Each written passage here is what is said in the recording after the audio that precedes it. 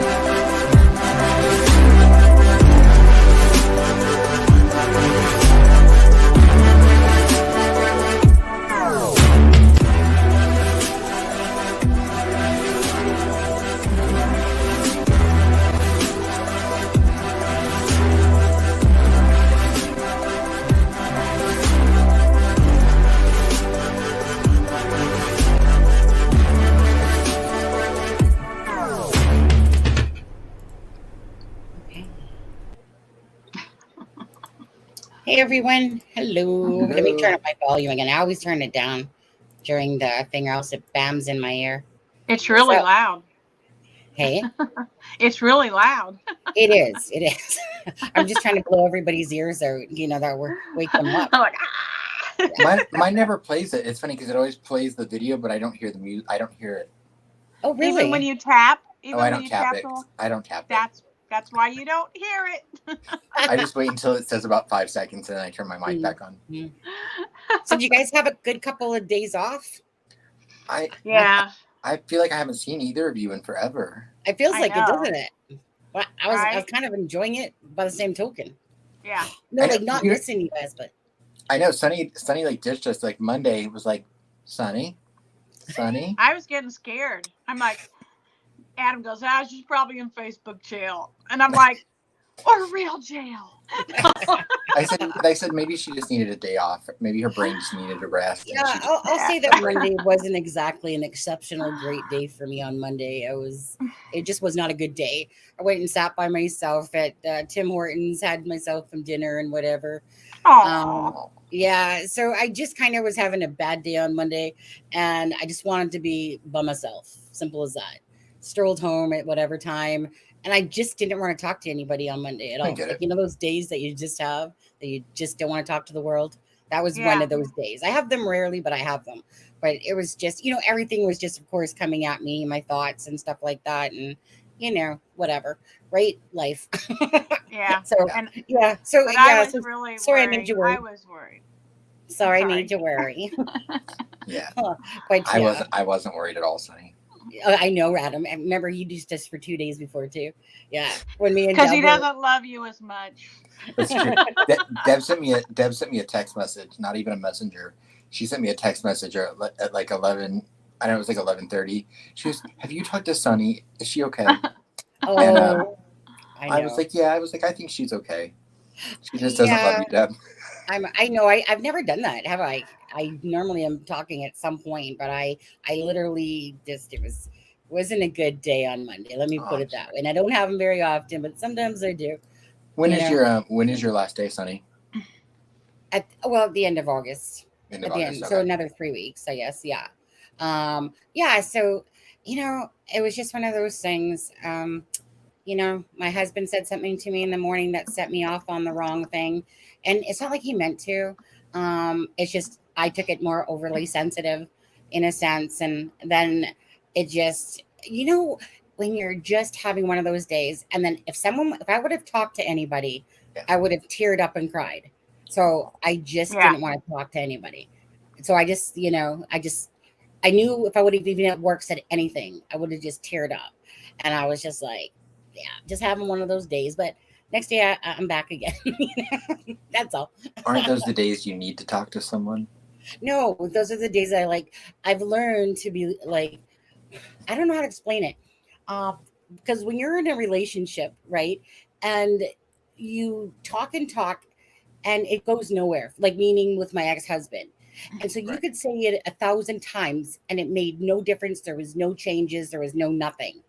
I've learned more or less to close down instead of talking, because I realized that saying the same thing over and over is pointless and it goes nowhere besides whatever. So I just internally kind of shut down now, and I just like to be left alone, and then I'll fix myself, Yeah.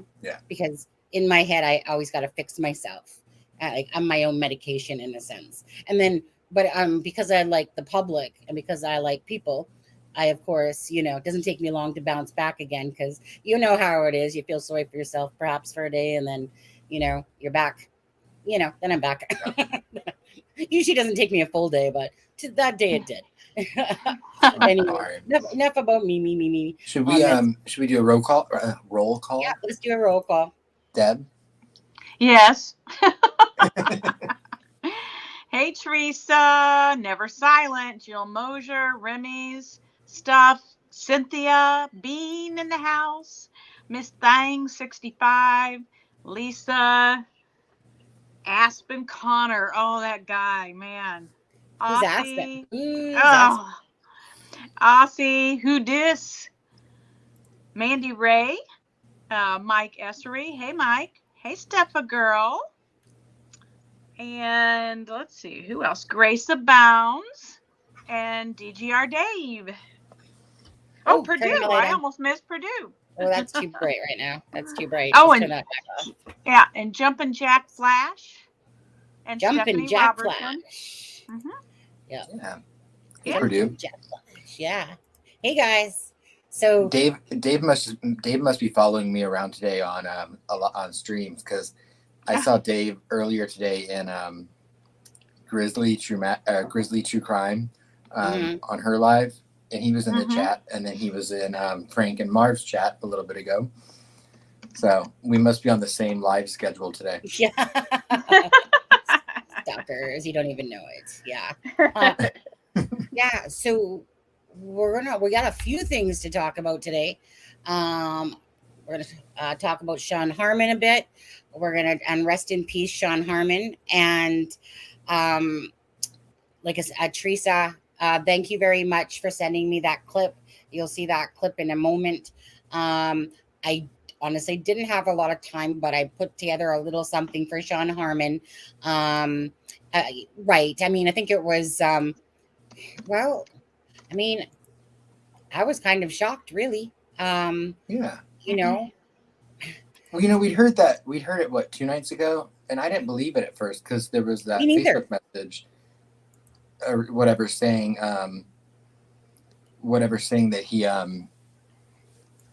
that he was okay, but then I guess then he passed away. So yeah, like I think it was August 1st. He posted something about, do you remember what I'm talking about? Someone sent it to us on our message.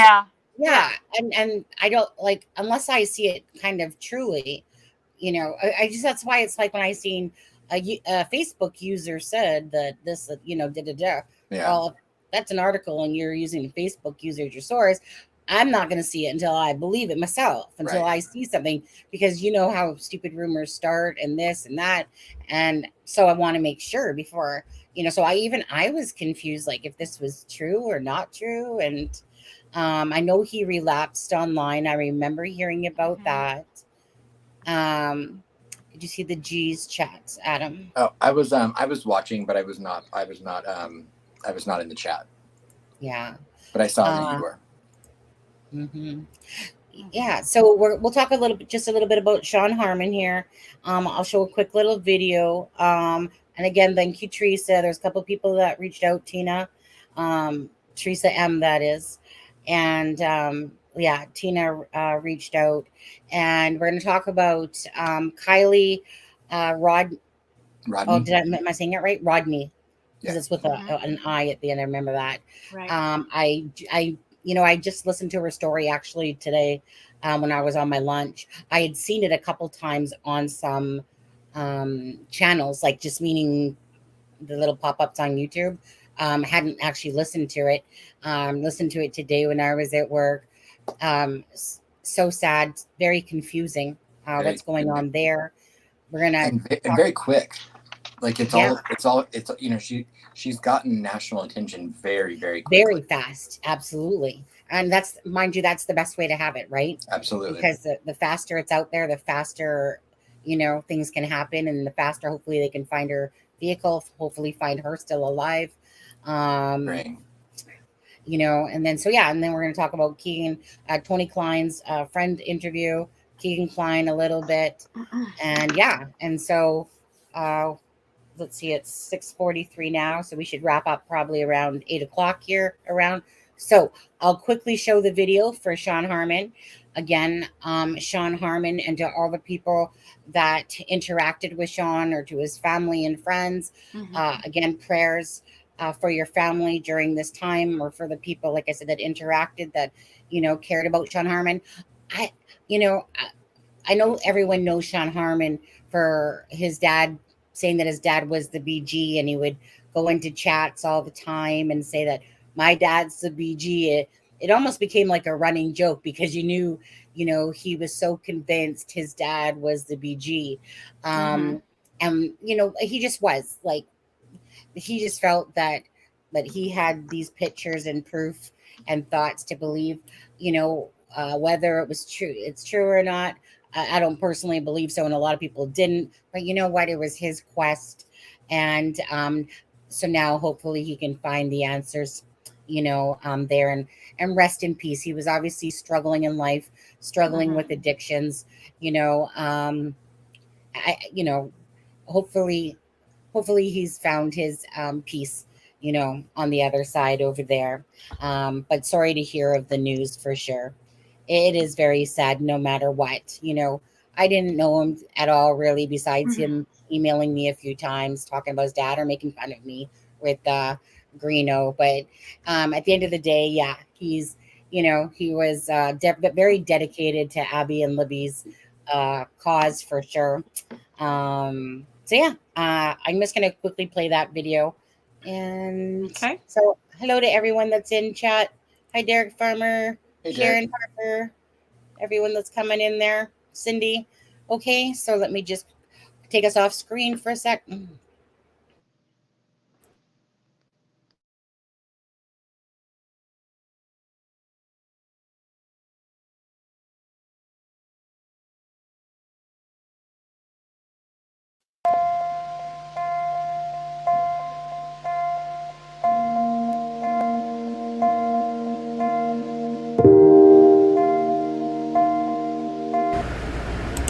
I'm getting a lot better, they're going to send me home on the 14th and go from there. About my heart surgery, I got to talk to that doctor. So I'm just tired and achy today, and so sick of being here and going through the shit I go through with these nurses and doctors and food care. It's really a bad place, man. I don't know. I've never gotten treated like this anywhere, but I did have more pain and stuff, but it was more grouchy, but you don't do some stuff they've done. But forget that, and yeah, I'm getting better, and I'm still hurting in some spots, and, but I'm starting to get more mobile. I can't walk yet, and I haven't tried, but hopefully I'll be out of here next week, and we'll see how it goes from there. Thank you. God bless you.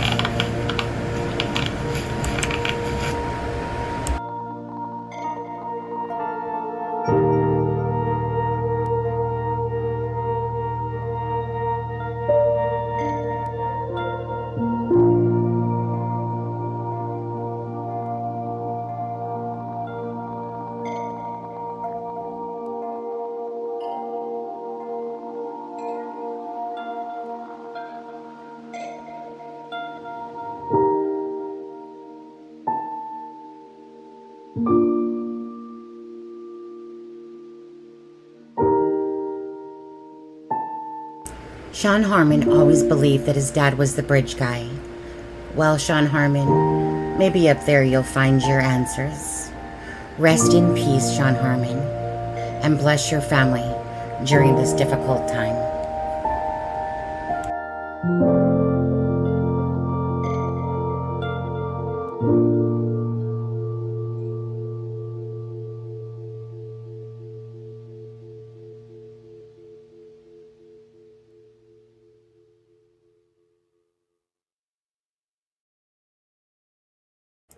Okay.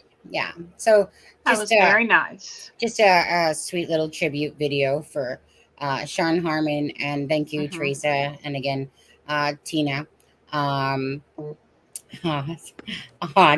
Teresa, you're gonna make me cry.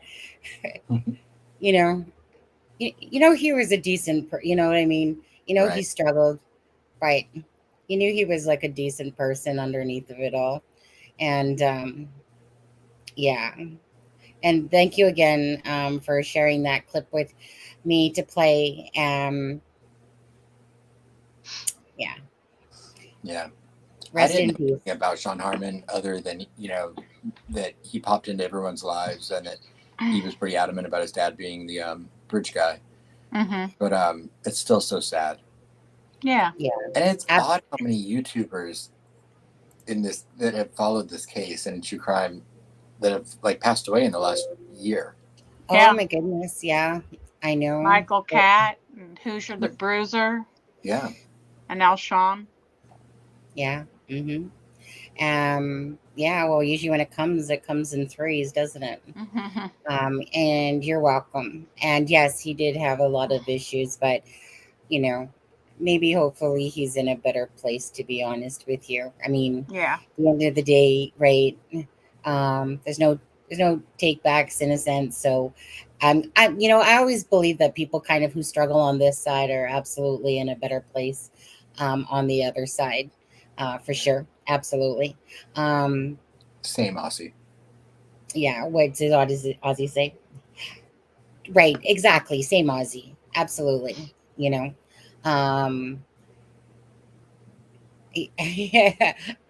Yeah, I remember when him and Greeno did a skit together. So I think that they were mocking me in that one, I think.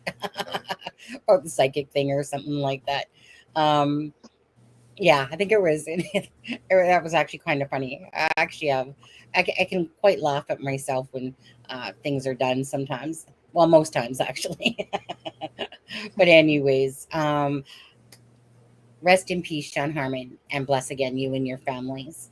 And for all those people that knew him on the true crime community channels, in a sense. And yeah, and there's this thing going on about an explosion that happened in Evansville. Was it Evansville? Evansville. Yeah, I sent you an article in Messenger. Oh, okay. So do you know what it's about? Yeah, I think 3 people are dead and 39 houses were damaged in some large explosion. Did somebody hit a gas line or something? Yeah. Oh. It's in Evansville, Indiana. It's about 3 hours southwest of Indianapolis. Yeah. A long drive. Was there like did anyone die? 3 people. 3 people. Yeah. Yeah. Which means there's probably several people injured as well. Yeah. You know, that happened here in the Castleton area several years ago.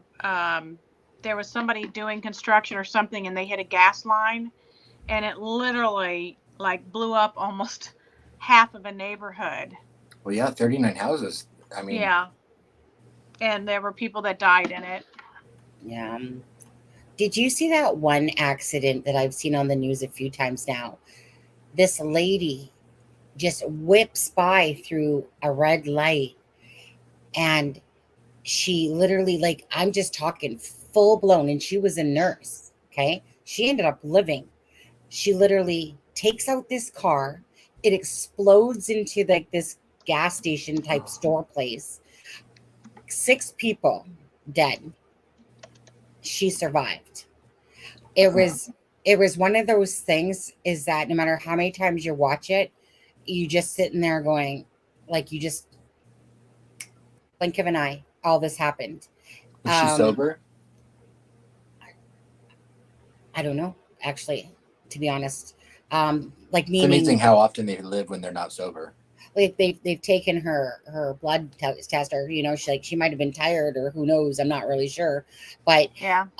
like, the story is still, like, meaning it was just the other day, right, like a few days ago, and it's so sad. And this guy's talking about the scene, and he's saying how there's this like there's a car seat out, this child that's on the ground, and it was just horrific. Basically, this lady wiped out an entire family, all by running through a light. Like, do you know, it's like, I don't know what she was thinking, if she was on alcohol or not, or if she was just tired and not paying attention. She literally just whipped through this light, and this car, it was just horrific. One of the worst ones I've seen. And I can't even think of where it happened in. I want to say, for some reason, I want to say like California or something, but I don't want to say that for sure. Grace Abound said she was driving a Mercedes. She hit 6 cars and she was drunk. She had 13 other traffic infractions. Okay. Wow. Thank you. May have been going he knows exactly the one that I speak of. Yeah. And sorry, as for CJK, I don't actually know. Like, Sean Harmon just believed his dad was the BG because he believed that was his jacket. He believed that he was the person on the bridge, like, meaning it's kind of like all his personal information that he had with pictures, that he believed his dad. And I can't remember if his dad or son, I think they were in the search party and stuff like that. I believe it was something like that, but I can't remember exactly now because it's been a long time. But yeah, it was just, I just remember him sending me some pictures of his dad's jacket, but they were so blurry. I don't remember all that. It was quite a long time ago when he told me about the story, but I just knew that his dad wasn't the bridge guy, but he believed it, Yeah. Yeah. It's just that what happened was that he would go through people's chats and he would just spam it. And then I ended up blocking him and telling him, like, knock it off, because it's just like, it's very disruptive. Yeah. Kind of like Michael. I was thinking that, but I wasn't going to. Yeah. Yeah. It just gets disruptive, right? Yeah. Yeah. Yeah. So what else we got here? Sorry, I'm just kind of, hey, Frank, how are you? Hey, Frank Meister. Hey, Sleuth. Oh, am I blurry again, guys? Where's Sleuth? You are. What is up with that? Hey, Sleuth. I'm going to have to ask my husband. You have too many tabs open. That's what he's going to say. So hold on. Let me go back. Oh, she's gone. Yeah. She'll be back. Is it better? Yeah, that's better right now. For now. Yeah, I don't know why it just started doing that. It's only been in the last few days, and I don't know what's doing it. That's a problem I'll have to discuss with my husband. Frank, yes, I've heard from Michael. He was messaging me again today. Oh, You sound excited. I haven't heard from him. He's okay. No. Well, no, I did. I just didn't answer him back. That's true. That's true. But that was about like a week ago or 5 days ago, something like that. Yeah. Thought you were going to say he's on the missing list or something like that. Nope. Well, no, I think the last time I heard from him was, I think he was in Blaine's channel on Extracted Thoughts there. Yeah, I think that's the last time. Anyways, Michael's fine. You fine, Michael? Good? Yeah, okay, good. It's probably in here right now, actually. Hey, Sleuth. How are you? I'm there. Let's see here. I'm going to be listening while Sunny's voice. I thought what you said was I'm going to be sleeping while listening to your voice, but close enough. Close enough, Polly. Yeah, sweet dreams. Yep. Okay. So, yeah, let's you want to talk about Kylie Rodni for a moment? Do you want to pull that article up with the timeline? Yeah, absolutely. It's just a nice little overview. Yeah, and I know a lot of people have already been covering this case. She just went missing Friday night, Saturday morning. So like I said, we said earlier, it's incredibly fast that this case has gotten such national attention. Mm-hmm. But for the good. Yes, absolutely. Screen. Okay, so can you see it here? Let me just take this out of the way. Take us out of the way, perhaps. There we go. Did someone want to read it a little bit, or? Yeah, we can. I can read it. Yeah, go ahead. I guess is that as big as you can get it? Yeah. I can, because it's just out of the messenger. I'm not in a thing. I don't think I can. Yeah. So the article this was from today. It says friends, family, and authorities are scrambling to find 16-year-old Kylie Rodni after she disappeared following a campground party in Northern California near Truckee. I can't remember how it's pronounced. An anonymous tip line has been established, and a $50,000 reward is being offered to help find Kylie Rodni. So the timeline goes kind of like this. August 5th, 6 p.m., detectives located surveillance video from a business in Truckee where 16-year-old Rodni was spotted on August 5th at 6:08 p.m. before she went missing. At 11:30 p.m. on August 5th, Lindsay Nyman, Kylie's mother, who gave Kylie permission to attend a party at the Prosser campground, received a text from her daughter asking if her curfew could be extended to 12:30 a.m. August 6th at 12 a.m., Elsa Picaric, who was at the party, saw Kylie around 12 a.m. 8 a.m. August 6th, Kylie's mother woke up not knowing where her daughter was. She checked Kylie's phone location, and it stated her last location was at the Prosser campground. She called Kylie's best friend, who said she left the party early and was supposed to meet at Starbucks to go camping at 9 a.m. Kylie's friends go to the Prosser campground and do not find Kylie or her car. 9 a.m. on August 6th. Kylie's friends and mother wait at Starbucks in Truckee, hoping Kylie would arrive for their scheduled camping trip, but Kylie does not show up. Kylie's mother calls the police to file a missing persons report. 7:30 p.m. August 6th. Placer County Sheriff's Office releases a missing persons statement. August 7th, the family pleads for the public's help. August 8th, family and friends host a community search party at the Truckee Donner Recreation Center and District Park. Placer County Sheriff's officers hold a press conference announcing the FBI is now part of the investigation. 12:30 p.m. on August 8th. The Placer County Sheriff's Office is asking for the public's help in locating the missing 16-year-old Kylie Rodni. The teen's disappearance is now reported to be under the investigation as an abduction. August 9th, 16 agencies are now involved in the investigation. Search and rescue teams are scavenging the area around Placer Lake while helicopters and other aircraft fly over Truckee and northern Tahoe, searching for Kylie and her silver Honda CR-V. August 10th, 2 p.m. California Highway Patrol will hold a press conference with updated information on the investigation, including the following. A new item of clothing, which is a Lana Del Rey hoodie that you're seeing on the screen now. A hoodie she could be wearing the night she disappeared. Police have no leads, Out of the hundreds of tips they've searched, none were witness accounts of Kylie leaving the party. Search teams are using water divers, dogs, and aircraft in their efforts. California Highway Patrol has video from local business and people who attended the party. There is still no suspect. 5:30 p.m., August 10th. A community meeting will be held at the Truckee Donner Recreation and Park District. Since August 9th, law enforcement has received over 200 tips from the public. The disappearance of Kylie Rodni continues, but it is not being labeled as an abduction since no one saw Kylie leave the party, and there have been no signs of force or trauma. The Placer County Sheriff's Office has also stated there were more than 200 teens and young adults at the party located at the Prosser campground on August 6th. They are asking for anyone with information, videos, or sightings of Kylie Rodni to come forward.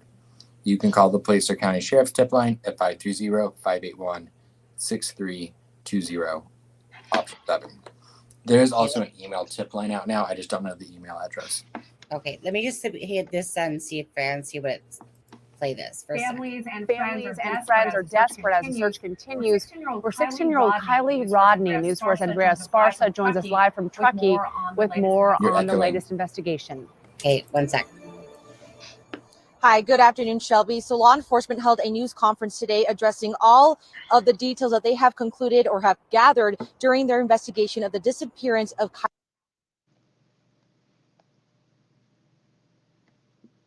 Rodni. So they've received over 200 tips from the public, many of them coming from those who attended that party in Placer County, and they continue to exhaust all of the resources, including the water search teams and helicopters. They are going to be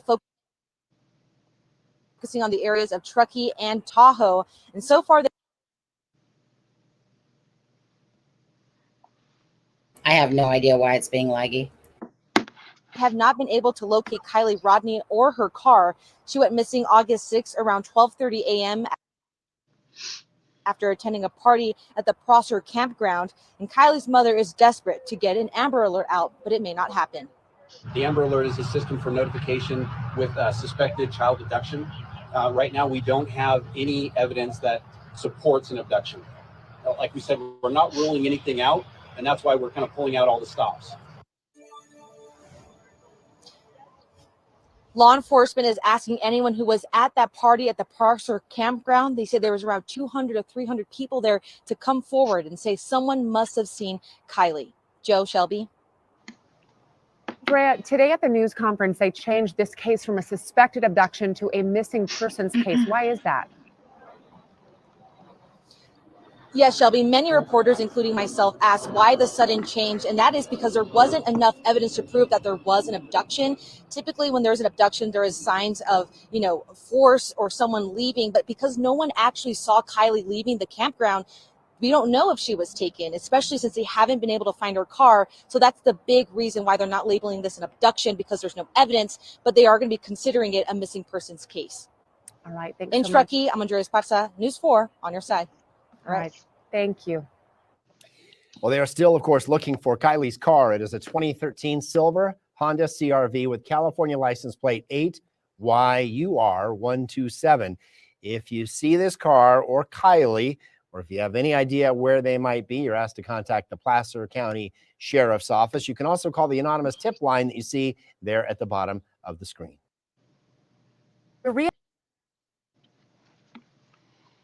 Okay.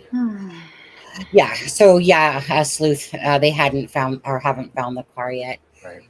So they changed it, from an abduction to a missing person now. I know that they were saying abduction, and then but because no one saw her leave, the police are not officially saying it's an abduction. But it sounds like they're treating it like an abduction, and I know that her family and friends are considering it an abduction. Did you want to pull up the FBI thing, Sunny? I just sent it in the messenger again. Sure. You can download it real quick. I thought there was something interesting on it. It's the only reason I wanted to look at it. Yeah, let me just find it here. And let me download it. Okay. And actually I can share it from here.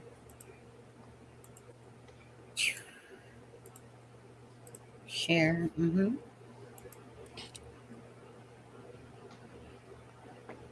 Yeah. So yeah, and I don't know if you can zoom in or not, but Oh, sorry. I don't know why this thing just does that all of a sudden. Oops, I'm just playing around. Did they move things on me? Because it normally would just push us to the side. I don't know. But anyway, let me go back to it on there. Okay. What part do you want zoomed in here? well, so I thought it was interesting because I mean, just to read it, her birthday was September 1st, 2005. She was last seen at the Prosser Lake Campground in Truckee, California. She has hazel eyes. She's white. She weighs 115 pounds. She has blonde hair. She's 5'7". She has numerous piercings, including a nose ring, ear, and belly button piercings. She has a tattoo of the number 17 on her ribs, and she has scars on her left arm and near her wrist from a surgery. Kylie was last seen at the Prosser Campground in Truckee, California. She attended a large party there, was last seen August 6th at approximately 12:30. Her vehicle, a 2013 silver Honda CRV with license plate 8YUR127, is also missing. Kylie was last seen wearing a black spaghetti strap bodysuit, dark green Dickies brand pants with a black grommet belt, and black Van brand shoes. She is in possession of a dark gray Lana Del Rey hoodie. And then I thought this part was the interesting part. It says, if you have any information concerning this person, please contact your local FBI office or the nearest American embassy or consulate. That's not something I've ever seen on a missing person poster before. The nearest embassy or consulate? Yeah. Yeah. Have you ever seen a missing persons poster before? Yes, Deb. Okay, just want to make sure. I don't just know meant that the I American embassy or consulate. That's weird. And to me, I mean, I'm speculating 100%, of course, but to me, that gives me the impression that they're at least considering the idea that this could be a trafficking situation. Uh-huh. I mean, Okay. I mean, if this girl is in Northern California, I mean, what purpose would there be to put American embassy or consulate on the poster? And Rain, that is nowhere close to Mexico. I used to live about an hour and a half from Truckee, which it's funny because some people call it truck, which I don't know why, but but yeah, I mean, you're a good 10 to 12 hours from there. 10. Yeah. So, did you post this in our Facebook group at all? I don't. I can't remember. That would be Debbie. I know that you don't really post in there. It does. Sometimes. Oh yeah, I'll send it out on my Twitter. So if anyone else too can here, let me just. If anyone else here can, let's see if I enlarge it. If I enlarge it this much. No, that's too much. Yeah, and all the only reason I pulled up the FBI's one is because all the images of it were blurred to the point you couldn't read them.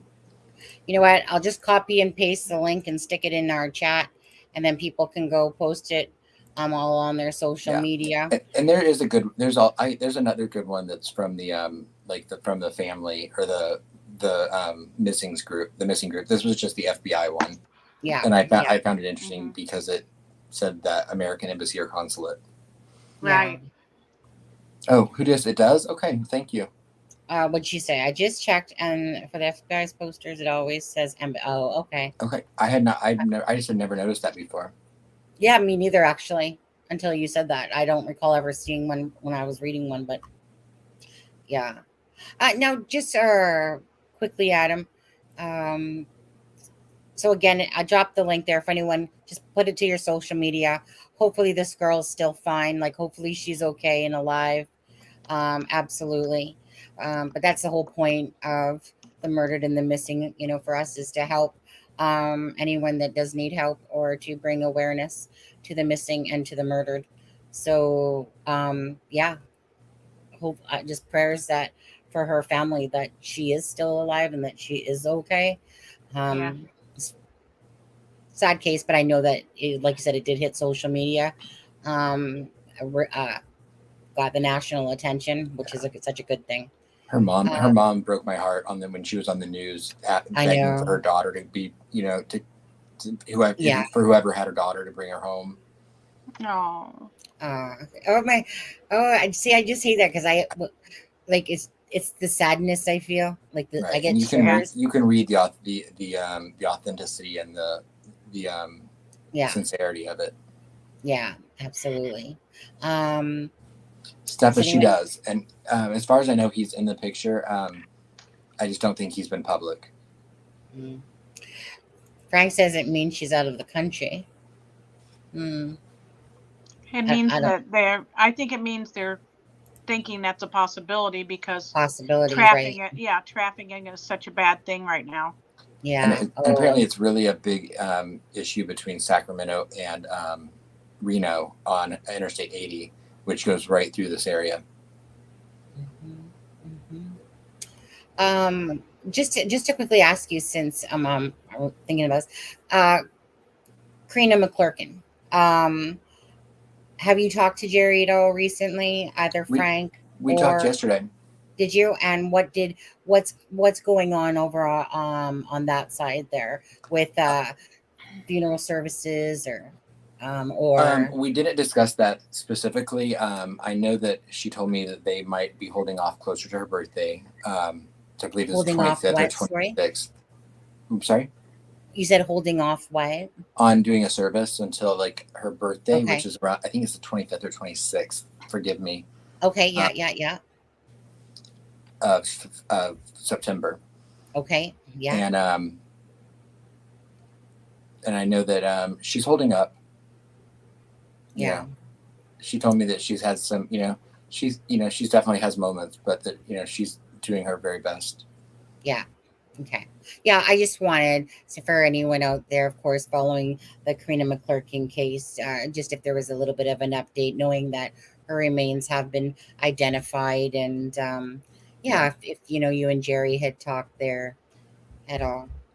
Yeah. We talked. Like I said, we talked yesterday, and I believe we're going to talk tomorrow. Yeah. Okay. Well, Jerry, of course, who's ever family's watching, again, prayers for the family. Prayers for the family on both sides, to be honest with you, the Farmer family and the McClurkin family. And again, I'm just glad that Karina's remains were identified, and that it's been a long journey for the McClurkin family, for sure.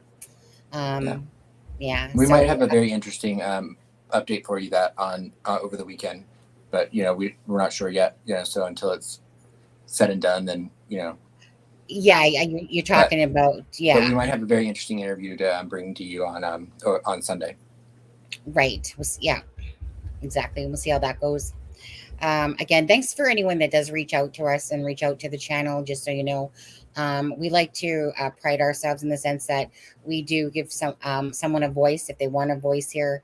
Again, all you have to do is email acrimingshame@gmail.com. Anyone that ever wants a voice to talk, to speak, to say their side of things, absolutely. And because again, there's a lot of people that are hurting in this family, but it's really nice that people are reaching out to us for that reason, for being non-biased towards them. And, again, if someone wants a voice, that's what we're here to do. I found it interesting that a lot of her drive home was a dirt road for Kylie. If anyone's ever been to Tahoe, it's not crazy to think that you would drive 10-20 miles or 10-20 minutes on a dirt road. It can be really rural out there, which is part of the attraction to it. That's there's 5 or 6 ski resorts, and it's gorgeous though. Tamelia Peters, missing from Shawnee, Oklahoma, born February 5th, 2007, missing since May 18th, 2022, suspected to be traveling to Texas or Kansas. Thank you, Peace.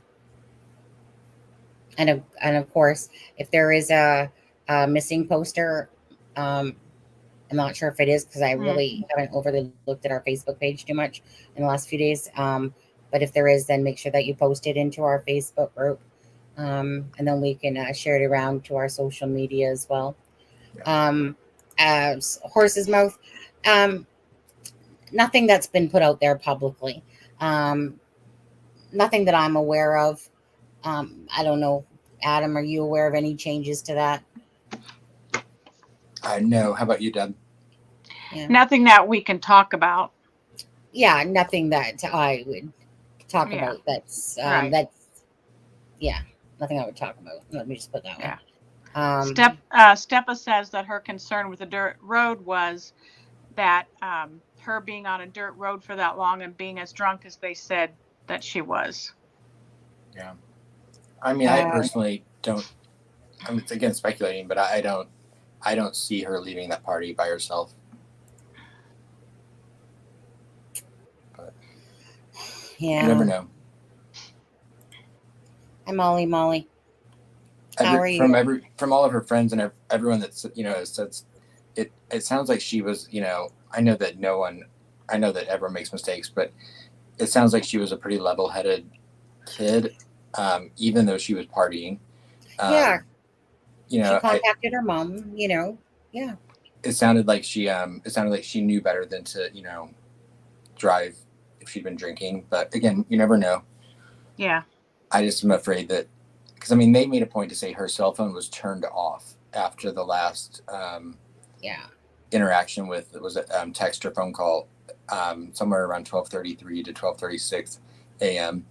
The phone has been turned off since then.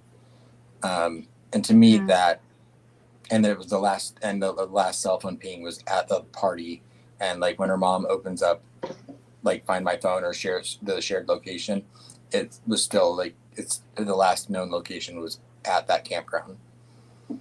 So I think something happened to her at that party or outside of that party.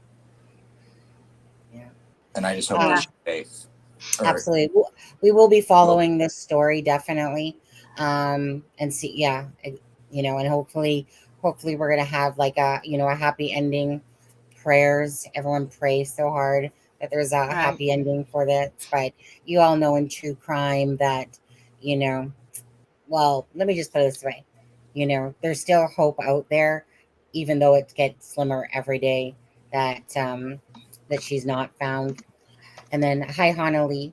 I believe someone said she intended to sleep at the campground because she was drinking. I heard that. Yeah. Mm-hmm.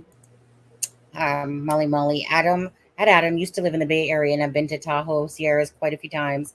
Lots of dirt roads, and 80 is easy to access this time of year. No road closures. It's a gorgeous area. It's unbelievably gorgeous for anyone that ever gets a chance to go to Tahoe. Mm-hmm. It's possible Kiely overdosed. I don't think she left the campground. Don't know. Yeah, you know what? I don't know enough about it besides what I watched this afternoon. I think she left the campground. But I think she left the campground one way or the other, that she's not on the campground. Yeah. Is it on a lake? It is on a reservoir, I believe it. I believe it's like, well, is it a lake or is that a reservoir? I can't remember. Yeah, I can't remember. And it's hard because if you look at Google Maps, a lot of all of the water levels there are really, really low right now. So like even the area where the party was, I guess, if you look at like Google Maps, is technically part of what was underwater. Yeah. Okay. Thank you, CJK Reservoir. Yeah, CJK. And honestly, if the vehicle is in the water, you can rest assured, I'm sure that AWP Chaos Divers would be on their way there too. Yeah. If they have. They seem pretty confident that they've searched all the bodies of water. I think there are 3 reservoirs all around there. Yeah. But yeah, because it's hard to hide an entire SUV. Mm-hmm. Yeah. Yeah, absolutely. Yeah, she was so little too. That's one of the things that made me think, even for 16, I mean, 115 pounds. And Yeah, I'm not sure, Molly. Right? Honestly, it's a little bit troublesome when even the LE doesn't really know which way to go with this one right now, because somebody has to know. There's somebody amongst that group that knows. Right. That knows. Right. So with that many people there, somebody either seen her with somebody, right? Yeah. Seen her leave. And hopefully, I mean, I've heard they've gotten hundreds of pictures and videos from kids that were there. So hopefully, I mean, luckily kids like to take their Snapchat videos and all of that stuff. So hopefully they can find evidence off of there. Because I mean, I think there were reports of, there being people from all over, even from the Bay Area being there. And I even heard that there was potentially someone, like a guy in his 40s there. And so it was supposed to be just for local, like to celebrate seniors in the area before they all went off to college. But I guess it got attention and ended up being 200 to 300 people. Wow. Yeah, absolutely, Frank. Us creators provided it with Tucker laws. If we spread the word rapidly, it's possible she could be found alive. Absolutely. Absolutely. Like, that's, like I said, the most rewarding thing, like with Braden Mahon. Just, it's never just one person. It's, like I said, Stephanie brought it to my attention. I brought it to It's a Crime attention to Deb and Adam, spread the word. And then at True Crime Web, Steve came on, and it ended up being through his Xbox that when they took that to the police, because they didn't think to do that, and so they brought it in, and then they found him through that 11 hours away. I think it was in Oklahoma. And but it's things like that just, it happened very fast that he was found. Yeah. And he'd been missing since February. It just warms your heart, because you're doing your part. And that's why I put out that poll on my Twitter. Like, if someone actually sees a missing person, do you tweet it, or you just go, man, and move along to other things? It takes a second just to hit that, missing. Same with Austin. Share. Austin Lauer got, Austin Lauer. Austin, yeah. He's home safe. Yeah. Hi, VVS. How are you? Nice to see you join us tonight. Let's see. Plus, she was tall. She was incredibly thin for her height. How tall was she? How tall did you say she was, Adam? 5'7". Okay, decent size, decent height. Yeah. Yeah, but 115 pounds. Yeah. Yeah. She was Hi, tiny. Laura. Yeah, that's thin to be 5'7". Yeah. Some of the teens were saying that there was a bunch of people that didn't know, and some older. Yeah, like it was a party that's normally smaller that got bigger. There was different people coming in from the different, was it the different towns in a sense? Yeah, they said people were there from Sacramento, that were there all the way from the Bay Area, which Reno, the Bay Area, I think, almost 4 hours away.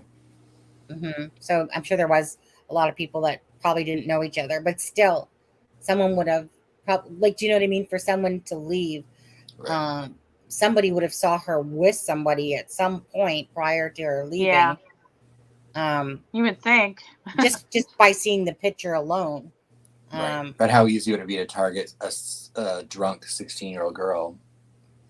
Well, yeah, absolutely. Yourself. But it's just the thought of that fact that during these people, someone would have seen her talking with someone prior, So who knows?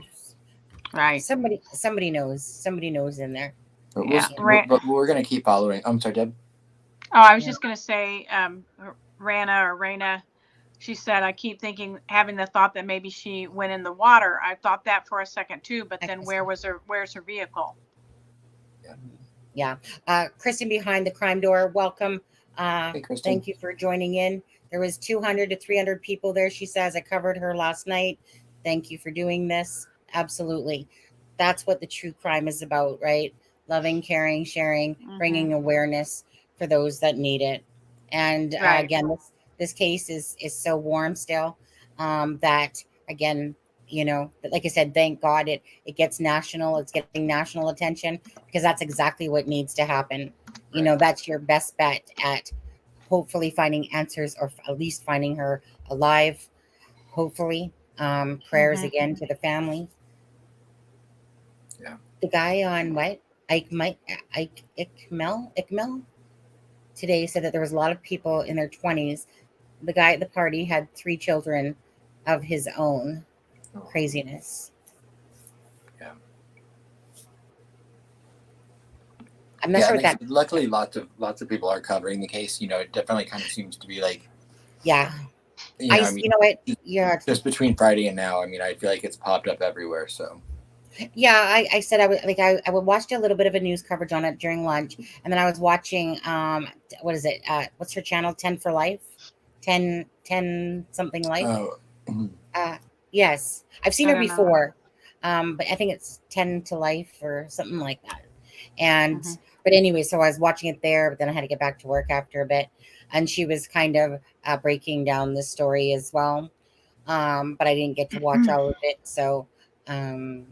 Again, we'll keep updating, of course, on this particular case and any others, of course, that come to our attention that people want us to make others aware of, you know, and we'll say this again. If there is anyone out there that wants us to bring awareness, maybe it's a family member that you have, maybe it's something about, the missing and the murder that you have, just always feel free to email acrimingshame@gmail.com. The whole purpose is to care about people, to share, to help, bring awareness in the true crime community, but past this, that it makes a difference. Really, really warms my heart when I see cases that are like 10, 15, 20 years old that get solved, that people think that there's no hope for, something like that. And then next thing you know, they're solved. I'm not, just to ask you, I'm not blurry again, am I? Since I seem to be having this whole... Yeah, getting a little blurry. Molly said she hadn't seen a full body picture, so I just put a picture in our messenger if you wanted to put that on the screen really quick before we move on. Yeah. Okay. Is that better at all or no? Yes, you're better. No. Really? I think you're good. Oh no, you went blurry. Yeah. Oh. No, I think it's better. I turned on my light. Okay, one second. It's like her camera tries to focus and then. Yeah, it's like her refresh rate on her camera is not holding up. I think she has too many tabs open. I don't know. I look like I'm orange or something. Hey Mel. Which picture am I putting up? Oh, I need to say it. Hey Mel. So, someone in the chat had said they hadn't seen a full picture of her, so I just put one in our chat. If you wanted to put it on the screen, just to give a full screen picture of her before we move on. Okay, are you talking about the one that you just put in Deb and Adam chat? Okay, yes. The very last one, yeah. Yeah. Oh, that was very small. So I brought it into, like it was various. When I opened it up, it was a very small picture. Actually. Oh, was it? Okay. Yeah, but it's okay. Let me just bring it into here, and yeah, it was like I opened it up and it's just like a little tiny picture. Oh, I don't know. But let me open. Coach said yes, all 3 emails. Honestly, Adam, it's a very pixelated picture. Oh, okay. Never mind. Yeah, that one's she was very tiny. She was 5'7", 116 pounds. And she was last seen wearing a black bodysuit, a black studded belt, dark green Dickie pants, and black Van sneakers. Yeah, let me just, I'll show this picture quickly just because it was just there that I could find.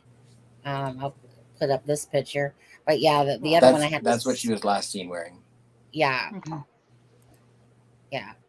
Her friend said that those aren't the pants she was wearing, but I've also heard that those are the pants, and it's just the coloring from the camera that makes them. They said green.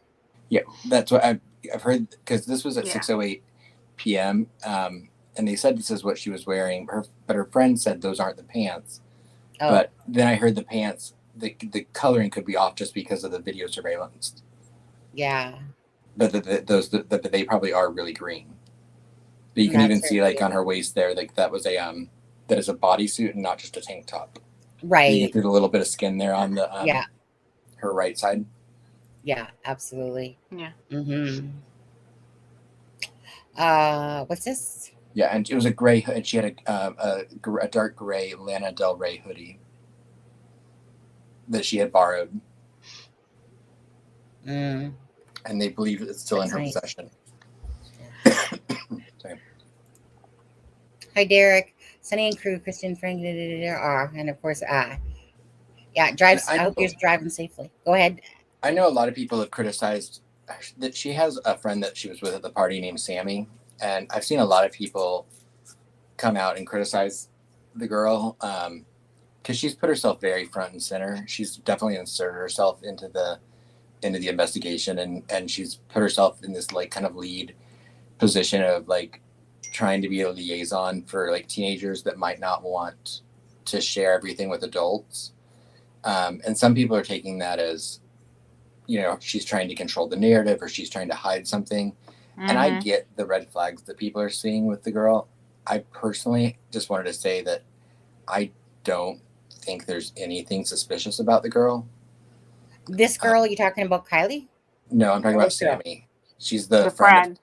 Okay. I kind of taking the front and center position in talking about everything. Except I get all the red flags that everyone's saying about the girl. I just think it's her personality, and I think people are. I just think people are judging her a little unfairly, a little harshly, and a little harshly.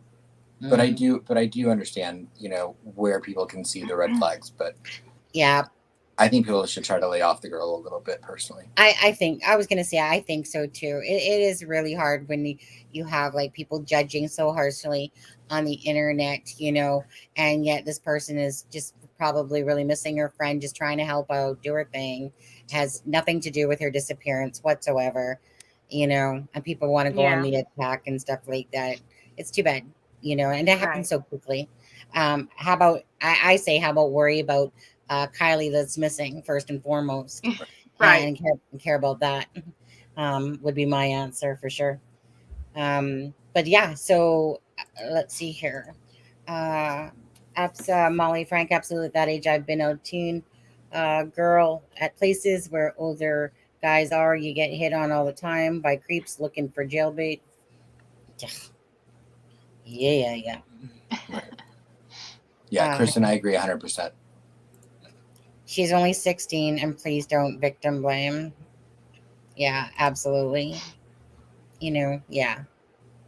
Welcome, Christiane. Glad to have you join us. I posted your link a few times in here, so hopefully it helped get you some subs. Yeah, absolutely. We have no problem posting other people's links in here at all, to be honest with you. So as long as you're a good, decent creator that doesn't try to bring drama type of thing, we have no problem letting people come in here or posting their links, or like in this case, thank you to the mods, and of course, thank you, Peace. You're always so great at posting other people's links for us. Absolutely. Okay, so let's, I guess, move on, guys, and let's go on to what you want to go on to next. The Tony Kline.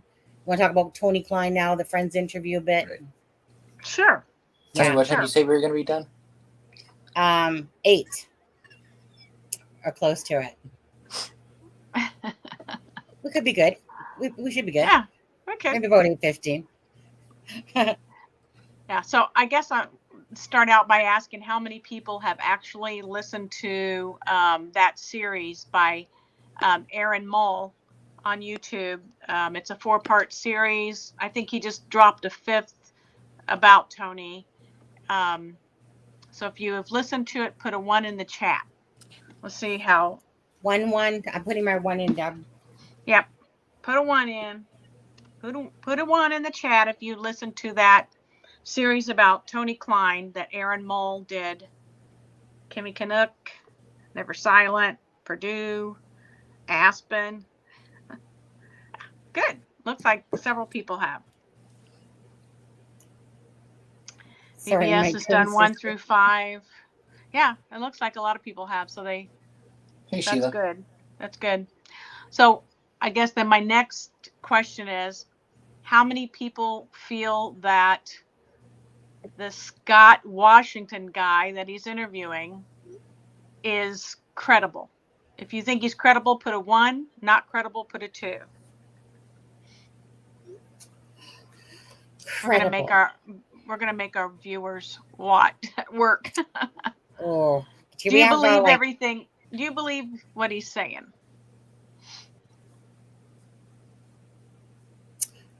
So 2 if we do. 3. 1 if you. What did I say?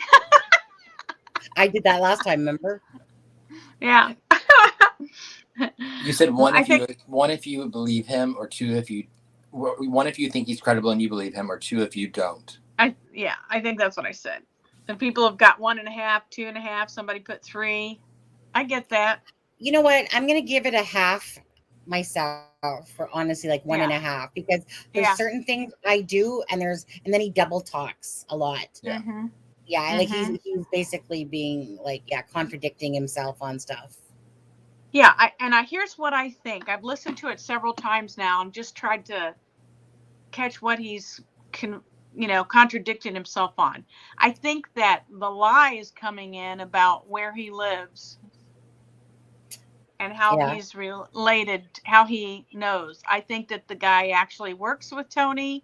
Now, he may be a salesperson and travel around, but I think he works, and I think he lives right in the area, because I caught him actually saying in the area that we live in. Yeah. So I think that's a big part of why he's coming off as, not as credible, or like, what? Didn't he just say that? Yeah. But there were some things that were really interesting that I made note of. One of them that jumped out at me was that they did take they took all of Kegan's electronics, his iPad, their computer, phone, and they took Tony's phone. He had to go and get another phone to use. So they took his phone and kept it. And that he was in, and this guy says he was in like the black FBI van for 6 hours being questioned separate from Kegan. And that at the end but I'm wondering if that is absolutely true, if they picked him up in the van and took him down to the police station, because I can't imagine that they had the dog in there too, because they said afterwards they gave the dog back to him. Right. Right. They, told him to leave, that they took his DNA, and that when he left, he told him to F off when he left. I thought that was interesting. And that he says the police confirmed that.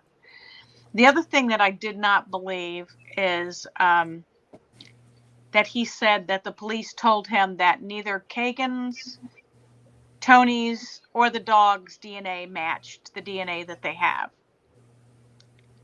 Now, do either of you believe that the law enforcement would tell him, a witness, that? A possible witness that could be called that? Yes, I do. Actually. Because you do? Yeah, absolutely. Because I think people say things, especially more in the small town living, that knowing what I already know about a lot of the police officers over that side, in that area in particular, I think that smaller town is more nonchalant than a bigger city type of cop would be. Definitely. And I think that what we've come to know, just like by that tape that I played of the police officer talking, exactly just that same thing. Remember the one that I played of the person in the higher power in a different county that was talking, that he shouldn't have been saying that stuff to? That's exactly the stuff that I believe happens. So do I believe he was credible by saying this? I do actually. I do believe that's probably there's truth to it. I think that he was getting his bit of fame of talking to somebody, that he just had to vent it out, and why not do it on a YouTube channel? I think that he was long and outdrawn and double talking himself, like you said, misleading about where he lived, because I caught that as well.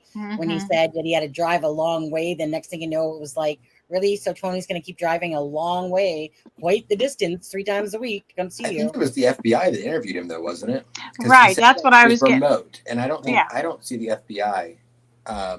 Yeah, FBI. That's funny. It's 10:41. I have a spam risk phone call. Oh, do you? Do you know that your car insurance is expired? 10:41 p.m. So at the end of the day, I still going to say my answer is yes. I do believe that would have probably been. Yeah, said. I was going to Or- say that I would follow that opinion, except he's saying that it was the FBI that interviewed him. Yeah. Who knows that? But I thought that was very interesting. My opinion is that they did not tell him that and would not tell him that. But that's my feeling or Right. opinion on that. Again, we can take it and add it to our Yeah. stack of other stuff, or push it to the side. One of the Yeah. two. The other discrepancy that I found is he said in the first video, he said that he had known Tony Kline for 50 years. 40. And then the first video, he said he'd known him for 50 Okay. years. And then later on, he said he knew him for 40 years. Yeah. And I'm like, which is it? Right. Which is it? So that was kind of, stuck out in my head too. Like, why would he say that? Right. Why would he have two different things? That just made me very suspicious as well. Yeah. And I know he said that, he said they were friends, from like age 8 until like at some point they kind of lost touch, which I believe, I believe that because that's a natural thing that happens to people. Yeah. So, I mean, I didn't really take it as anything when he said that, when he said he didn't know that he'd been married a second time, because, that could have easily been during the period they weren't in Right. touch. I didn't hear anything that he said, really, for the most part, that couldn't be easily found out from following the case or inferred from following the case. Yeah. Right. Because even the parts that like aren't public are things that you could speculate or infer from, or could be inferred from listening to stuff. Yeah. He did say one of the things he did bring up that, establishes that how Tony was feeling or whatever. He said that anytime he tried to talk to Tony about Kegan's situation, that Tony would become very agitated. And he said it wasn't like he didn't know what to say about it or he was upset. He would become visibly agitated, like angry. And I know that it seems like, I'm sorry, what? Okay. It seems like Tony has that, and this fits into the traits of a sociopath, that he has that instant anger. He can go from 0 to 100 to be instantly, upset or mad.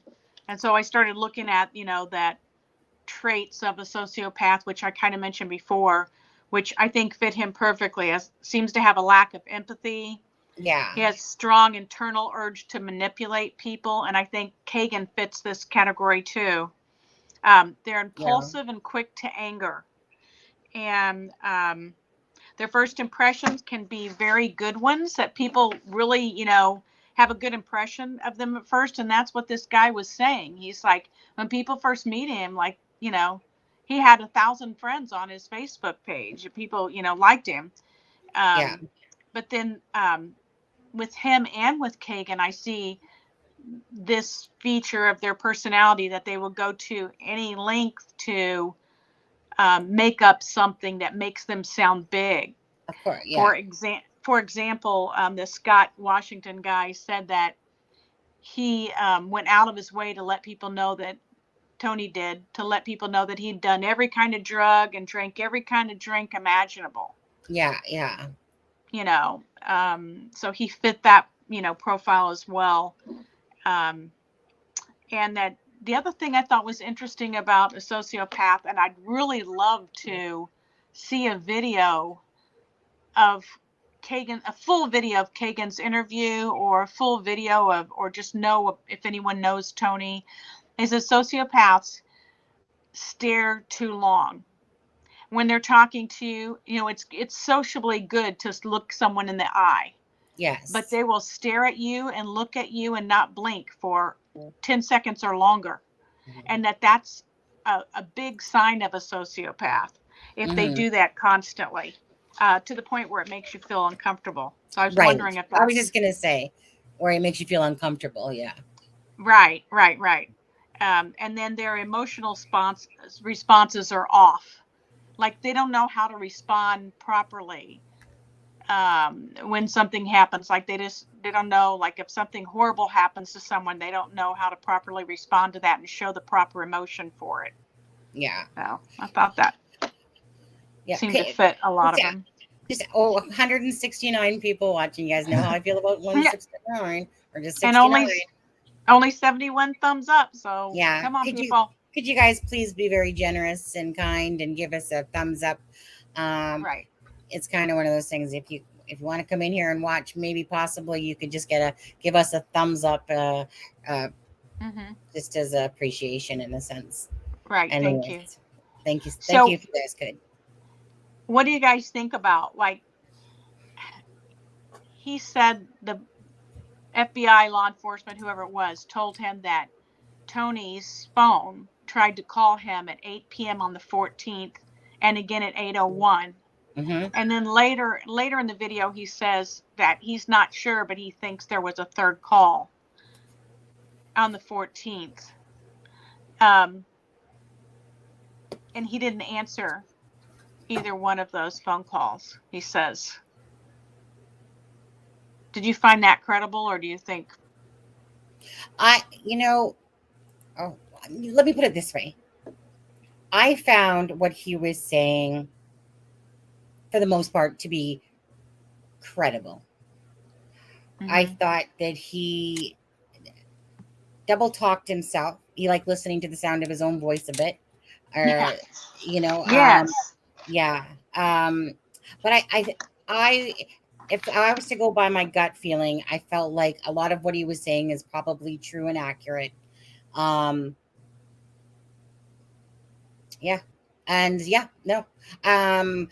the fact, of course, like I said, maybe trying to pretend and throw things in there. He didn't come off like he was that like a dumbass. He came off like he was a bright person, but almost like a nerd, to be honest with you, is how he came across. And it's almost like, so unless he was just trying to deceive us by saying 40 years, 50 years, when really he's maybe a 25-year-old friend. Because I remember at one point he was talking about as if they were teens when they whatever. And then all of a sudden he says 8 years old. And I'm like, wait, that's not really a teen. But anyways, I'm going to say for the most part, I would probably say about 80% credible to what I was listening to. I'm with you on that. There wasn't much that he told me that I already didn't know, but there was a few things in there, like, for instance, about giving the dog back and that. No. So if I tend to believe that, which I probably actually do, there was only a few things in that the third episode, fourth episode bored the hell right out of me, to be honest with you. Because I don't want to listen to him tell me about, his theory. Okay, this dude is not a trucker transient dude. But hey, dude, if you want to think that it's some transient trucker dude that just fell off of an alien ship and landed there somehow from the Porky Pig plant, go right ahead. Okay, but he's so far off the mark on that part. I don't want to listen to that part of it. I just want to hear, what do you know that FBI told you, or what you actually know about Tony? But as for the whole blah, blah, blah, blah, blah about the whole trucker type of stuff, and I get, but I don't care about that part. I just want to hear what the factual stuff was. But I thought it was interesting too that he said, he grew up with them, their parents knew each other, but he could not remember what color Tony's house was. Oh yeah, white. Or are you talking about the one that was probably in Young America? Yeah, there was a few things. Like, there obviously, like I said, it was a big drift apart there for a while. Again, 80%. Now, let's see here. May I ask, Molly says, may I ask friend number one from the KK transcript is in jail currently, or if he's had previous convictions. If not, please delete the question. Don't want to break the rules. Well, Molly, you can feel free to ask that all you want. Actually, Adam, you can go ahead and answer that since you're the one that, has talked to friend one the most. And it was just basically like saying, may I ask you? I just never said his name. Yeah. So I have. That's what, if you want to say his name, you can. I've never His have. mom did. His mom said his name. Yeah, his mom said his name. So Dirk Hayes. He had a court date the other day, and I need to follow up to see what happened. Yeah. So he does have a record from before in 2020. It was to do with the weapon as well. Pulling a weapon on somebody. Anyways, that's what he's in jail for at this moment. I can't, Adam, it was something like he was in some sort of scuffle and pulled a gun on somebody. He apparently was in a fight and pulled a gun, and then was on probation and got a drug charge, I guess, and as a violation of his probation, and is now looking at some hard time. So, sorry, I'm thrown off a little bit. When I shut my camera off, my phone kept ringing, and it was from Delphi, Indiana. Is that where it was from? And so that's what made me turn my camera off, and I answered it, and it was someone laughing, and I hit screen record, and it didn't record the audio, but I sent it to you in the messenger, and it was someone singing "Ring Around the Rosie," and then they started laughing. They started laughing maniacally, and they said, "I see you. I'm coming for you." Whoa! Do you want me to play it or no? It's silent. I don't know why I didn't record the audio because I hit screen record. Darn it. Yeah. Okay. Hold on. But you can see the number it was. That's interesting. You can see the phone number. Looks like you have it on the phone number. Yeah, I can see the phone number, but that's the only reason I finally answered it. I finally realized when I saw it was from Delphi, Let me Indiana. pull up that number right now. Let's see where it takes me. That's what I was gonna say. Give Sunny the number, and she can pull it up and tell you who it is. Yeah. Okay, you guys look at some questions. I'm just gonna take myself off camera for a sec because All right. Miss Vixen says, I find Aaron Mull credible. Doesn't mean caller is credible, of course. Yeah, I totally think that the YouTuber Aaron Mull is very credible. And, people were dogging him on his channel saying that he should have pressed the guy and pushed him more. But I personally think he handled it perfectly because he just let the guy talk and unload all of what he knew. And that's what you do. You don't want to pin somebody down that, then they'll shut off and you won't get any information from him. So, he let the guy go and got a lot of info out of him. I think Aaron Mull did a very good job. Until law enforcement decides whether there was one killer or more, they have reasonable doubt for a trial. They need more than one piece.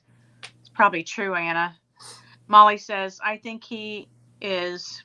Aaron seems bright, doesn't seem to spread rumors. I've watched about 5 of his videos. Right. Again, I thought he did an excellent job. Also, if people have been starting to be in jail and they're waiting for the first to snitch and get everyone in what I think is a giant mess in that area. Okay. Stephanie, Tony isn't even 50 yet, is he? Yeah, I think he's being answered. 54. Jumpin' Jack Flash. Don't you think that Scott Washington is Gray Hughes' Ryan from Ohio? I've heard that said before. I did not hear Gray's Ryan from Ohio interview, or not an interview, but caller. If I'd like to know what video that was on, because I'd like to go back and listen, and maybe I have heard it and I don't remember it, because the whole time I was telling Bean, the whole time I have felt like I knew that voice. Did you think that voice sounded? It sounded familiar, but I did watch the Ryan from Ohio Grady Hughes episode. I mean, it's been a long time, but so I don't really know. Doesn't Red? Oh gosh, what's his name? Red Zeppelin. Red Zeppelin.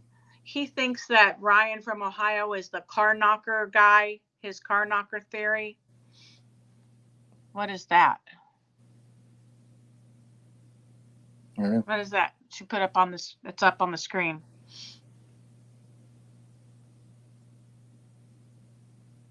I have no idea. I don't know either. Yeah, I think that's the Ryan from Ohio. That's what he thinks he is. I'll have to look for that and listen to the video. Apparently, Aaron did do something to adjust the caller's voice because people in the chat were saying that it actually changed Aaron's voice a little bit. Yeah. So he tweaked it somewhat, but there was something in the phrasing. The guy's phrasing was so familiar to me. Yeah, and the friend is older than Tony Kline. But I think he said 5 or 6 years. Yeah, or 6 or 7 or something like that. Maybe Yeah, 6 or 7 years. Anna says sociopaths and psychopaths lack empathy. Yep, like a guy who would smash a kid's head into the toilet, then bite the mother's stomach. Exactly. And that demonstrates that impulsivity and quick to anger as well. Is that you pulling stuff up or Sonny? It's Sonny. Oh. Wait. Sonny, no, that's weird. So, okay. What? I'll show my screen. Okay.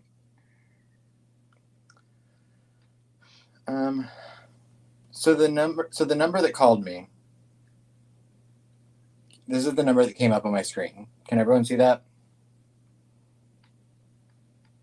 Yeah. Okay. It's the tip line for Delphi.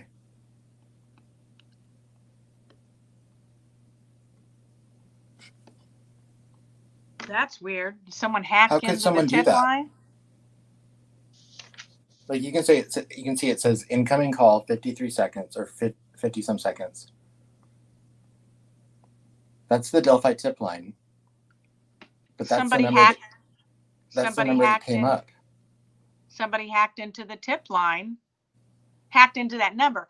Now, when you get callers, solicitors that call and and it says it's coming from your area or whatever. Yeah, I was just gonna say that.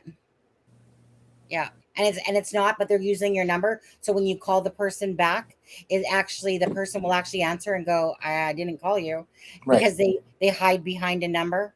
But they're using the Delphi tip line.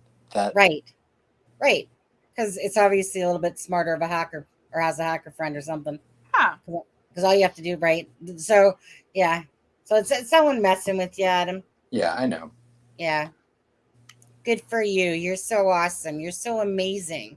Thank you for being probably not so smart. It was probably somebody else. But if it was you, thank you for being so smart. Wow. Yeah. Yeah. Wow. You're a great person, great human being. Absolutely. We need to let the tip line know that happened. Yeah. To let law enforcement know that happened. Yeah. Yeah. Bravo. Thank you, Janie's child. We're enjoying having you in our chat as well. Yeah. Yeah. It's so disgusting though that people have to do that stuff, isn't it? Isn't it so disgusting, really, that people have to use Abby and Libby, right, to hide behind to do stuff like that? Wow. It just really shows what a sick and twisted person, individual you truly are. Yeah. Right.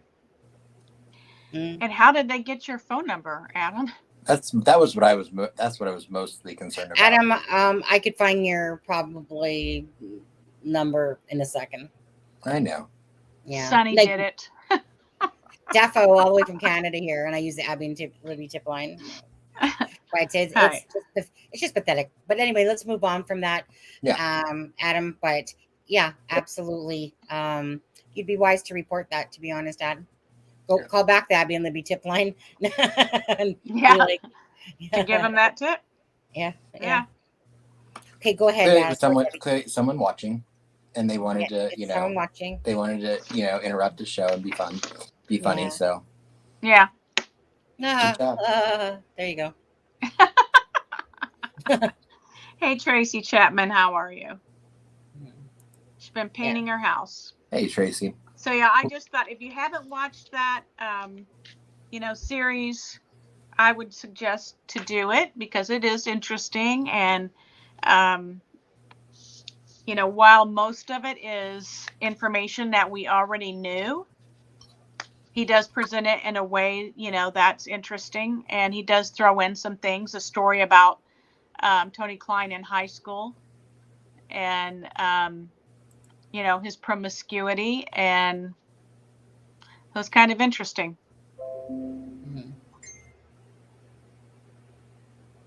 Absolutely. I agree with you, Deb. Yeah, absolutely. I just seen your message that came in through the thing. I was just going to say something, Deb. I totally forgot. Oh, Tracy. That's it. Tracy. I don't believe, Tracy, let me know in chat here, because if I go look, I don't believe you're a member of Paw Patrol, but yeah, you keep requesting to become a member of the Facebook group. So let me know in here, because I can go look, but it'd be faster if you just tell me, because I don't recall that you're a member of Paw Patrol, but then again, I don't remember a lot of things sometimes. But we would love to have you, and love to have you in the Facebook group, but you have to be a member in order. I was going to say, Deb, do you want to quickly go over that again? And I'll go get the link. Right. So if you'd like to be in our private Facebook group, then you can become a member of our channel. That's how you get into the private Facebook group. By purchasing a membership. The lowest tier is really reasonable. It's $1.99 a month. That's the Paw Patrol. And so once you've purchased that, and you can do so, you'll see the little square that says join. Click on that, go through all the procedures there.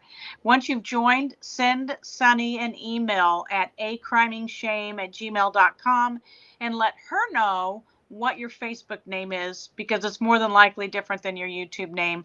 And then go to the Facebook page, look our page up, and answer all of the questions. Apply for membership there and answer all the questions. And yes, you have to be a member of the YouTube channel to get into that group.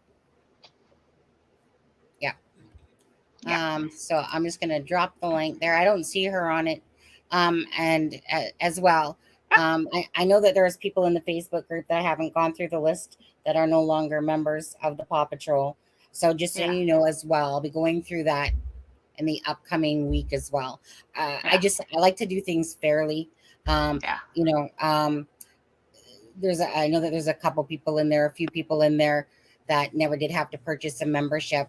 That was by choice. That's probably because that they helped us out in some way, shape, or form, where we did that. And there's also ones that we gifted. Some people gifted when me and Deb did that as well. Gifted that cool thing that you can do now where you can gift memberships. That was fun. Yeah, right. That's always really fun. Rana has become a new member. Yeah. So Welcome, Rana. If you do want to become a member of the Facebook group, it's $1.99 a month for Paw Patrol. If you do, hop aboard. And then also, I'm just going to quickly drop the link for the actual Facebook channel. So if you do that, like Deb said, you have to email me at acrimingshame@gmail.com with your YouTube name and your Facebook name, so that we know that you've actually answered the questions and that we can apply the names, so that, because some people have different names for sure, to their Facebook, to their YouTube name on there. So, right. Yeah. Good times. And I think it said Raina had just become a member as well. Yes. Uh-huh. Yeah. And I'm just, I swear, I think that Messenger upgraded itself on me. So, hey, Deb, can you post our Facebook link in the group? Because I can't seem to. I am not sure I can, but I'll try. Well, okay, let me see if I can do this again. Go get it. I used to just go over here, click on this. Oh, wait, forget it, Deb. I can do it. Okay. All right. Sometimes I'm bright. Sometimes I'm awake. You are. Yeah. You are all the time.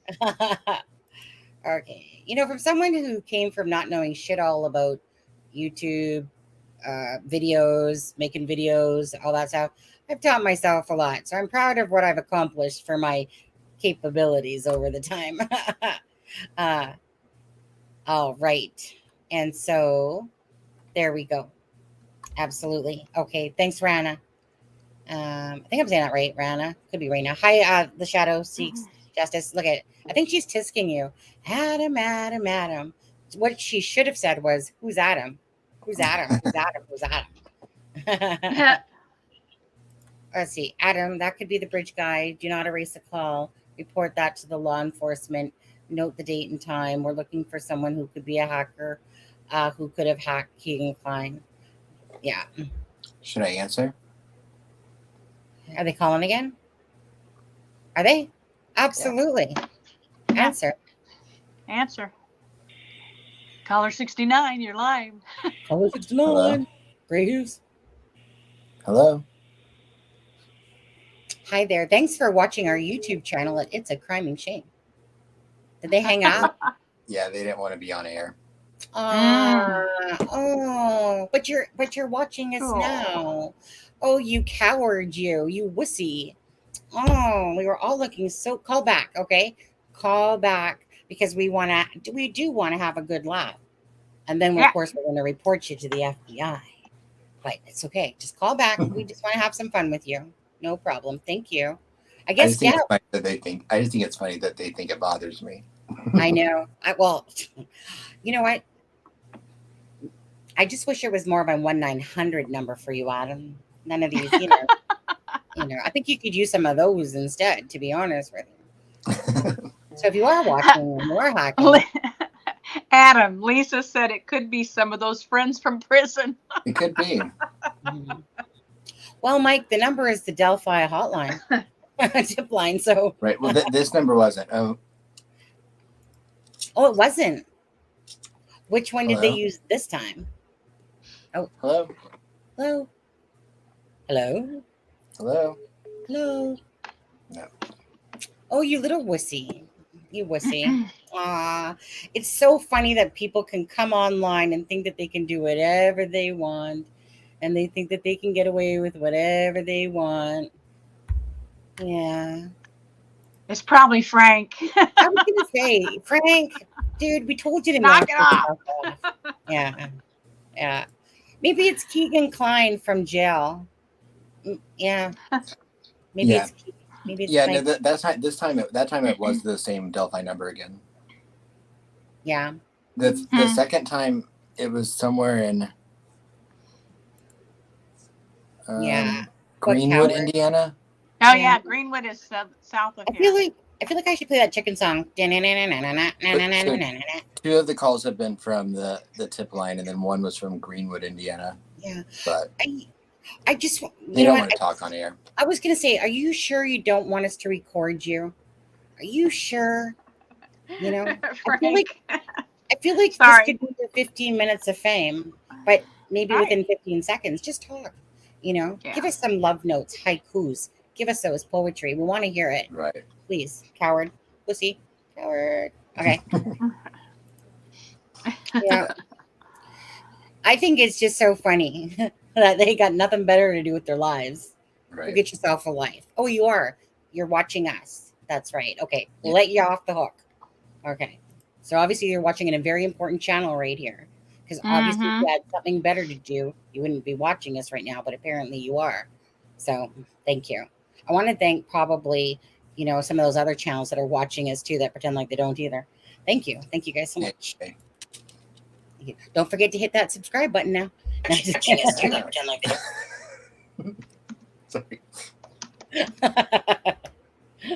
Anyways, okay. So let's see here. Is there anything more, Deb, that you wanted to talk about on the Tony Kline side, friend side? Anybody? No, not on that. Yeah. You know what? Thanks for giving us a break, though. That, was a couple minutes of entertainment. Thank you. Thank you, Adam. Sorry. Yeah. It was from Greenwood. Confirm, Adam. Yeah. Did I hear right? Two of them were from the Delphi tip line. And then the second one was from Greenwood, Indiana. Yeah. I'm sure that was a spoof number as well. Of course it was. Oh, Yeah. Actually, where's give me Fishers, Indiana? Fishers. What? Where's Fishers? That's Yes, you know where that Special is. Agent Webster with the Federal Security Agency in Washington, D.C. I'm going to need a few moments of your time. Okay. Yeah. Now, since the passage of the Patriot Act, our agency has been granted extraordinary powers in the pursuit of terrorists and other threats to national security. I'm sure you're aware of this. That includes the ability to monitor electronic and digital information exchanges, such as email and internet use. You following me? Absolutely. Now, the reason for my call is that in the course of one of our investigations, and I cannot obviously reveal any details of that investigation, but in that course, we had reason to monitor the internet usage at your address. You understand? Yes. Now, the results show that someone at your address is using the internet to view quite graphic images of a sexual nature, images that are not legal under American law. Now, were you aware of this? No, I was not. Well, you'll get a chance to make a full statement later. Our agents will be entering your home shortly. They will be seizing your computer, any related media, and conducting a thorough search. I suggest strongly that you cooperate with them. Oh, I will. I look forward to it. Courtesy of FrankOwl.com. Is that a search of his cavity? I just want to make sure that that's a search of your cavity. What was that? I don't know, but that guy was good. I'm like the whole time I'm thinking, he was is good. that Bridge Burner? Yeah, maybe that was good. Yeah, he's creative like that. Yeah, that was good. Yeah. I'll give him that. That was entertaining. You know what though? But he the first time probably was not has as funny. it written down. No, but it's probably a written down script that he probably does on other people. You know, when he makes that call, and it's probably like I said, written down. So because most people, unless you're really good, and I don't think he's that good. You know, somebody said it sounded like President Nixon. I know it did, and I'm from Canada. It did and I was sound like, like it did sound like Nixon, didn't it? What the fuck was that? Again, well, we thank you for that little bit of joy and entertainment that you just brought to us, and thank you again for watching this channel. You must have no life whatsoever, but we appreciate your kindness and generosity in calling up Adam and wishing him well. And we really, truly hope for Adam's sake, it's a cavity search. Haha, Sonny. Yeah, thank you for all 7 phone calls tonight. Yeah, Adam. Yeah. What does Blaine say that's called? Is a purse pocket or a wallet?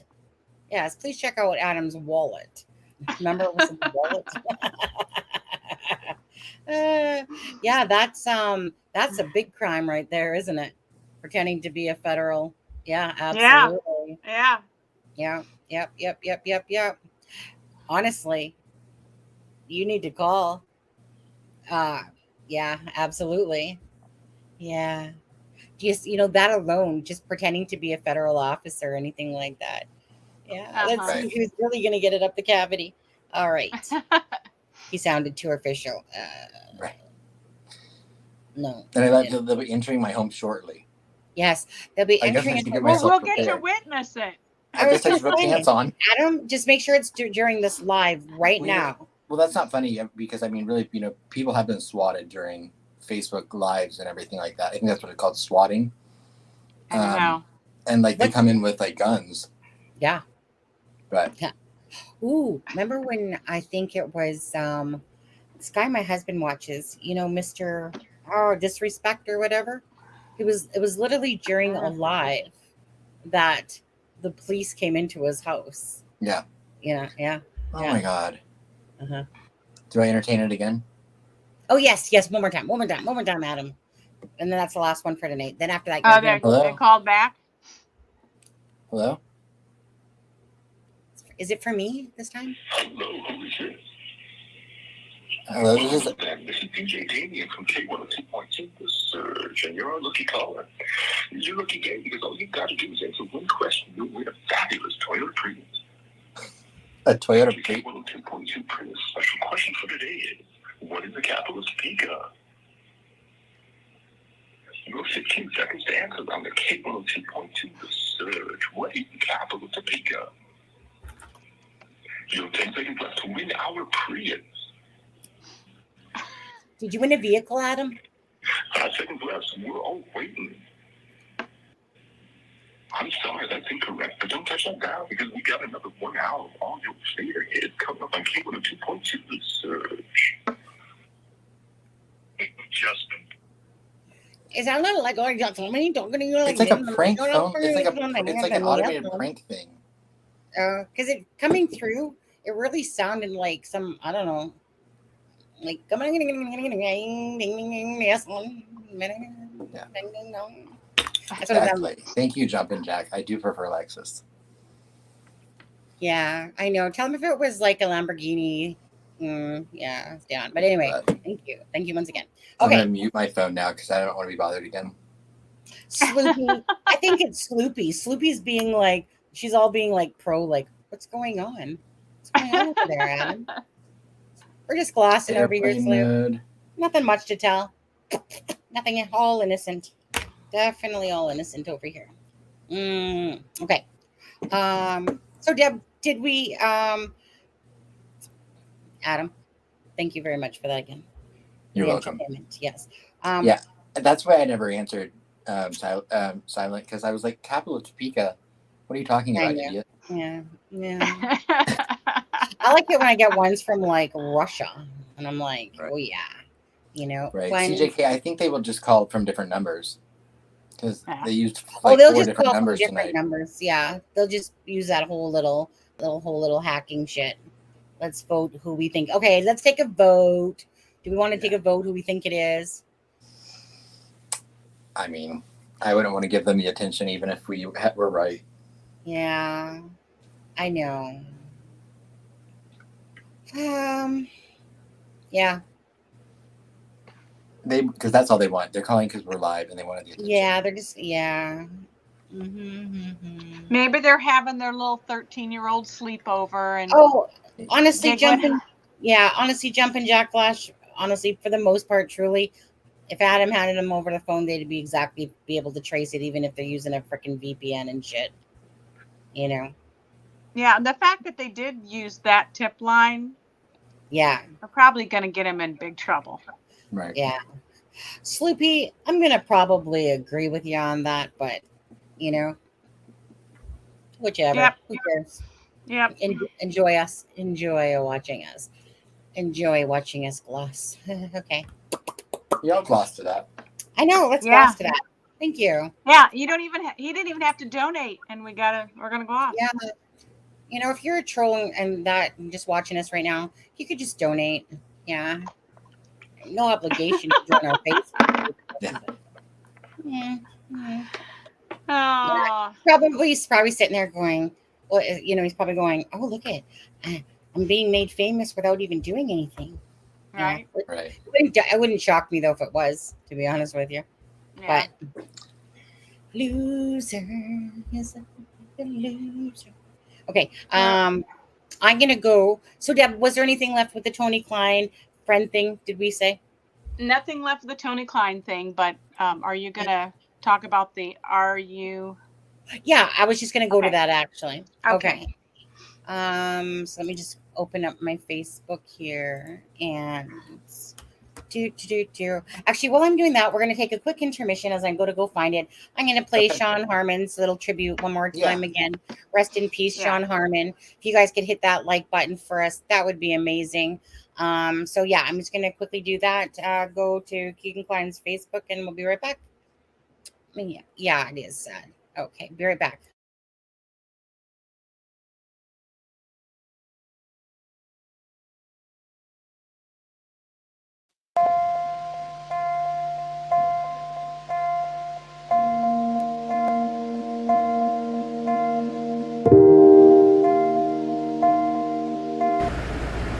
I'm getting a lot better, you know. They're gonna send me home on the 14th and go from there. About my heart surgery, I gotta talk to that doctor. So I'm just tired and achy today and so sick of being here and going through the shit I go through with these nurses and doctors and food care. It's really a bad place, man. I don't know. I've never gotten treated like this anywhere, but you know, I did have more pain and stuff, but it was more grouchy. You don't do some stuff they've done. But forget that, and yeah, I'm getting better, and I'm still hurting in some spots, and you know, but I'm starting to get more mobile. You know, I can't walk yet, and I haven't tried, but hopefully I'll be out of here next week, and we'll see how it goes from there. Thank you. God bless you.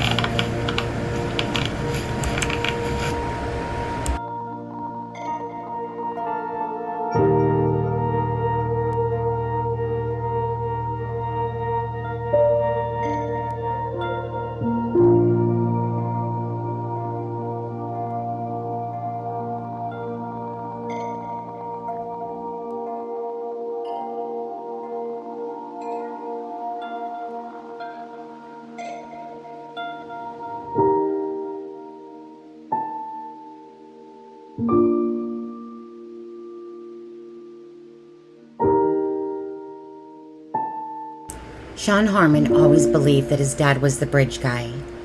Well, Sean Harmon, maybe up there you'll find your answers. Rest in peace, Sean Harmon, and bless your family during this difficult time.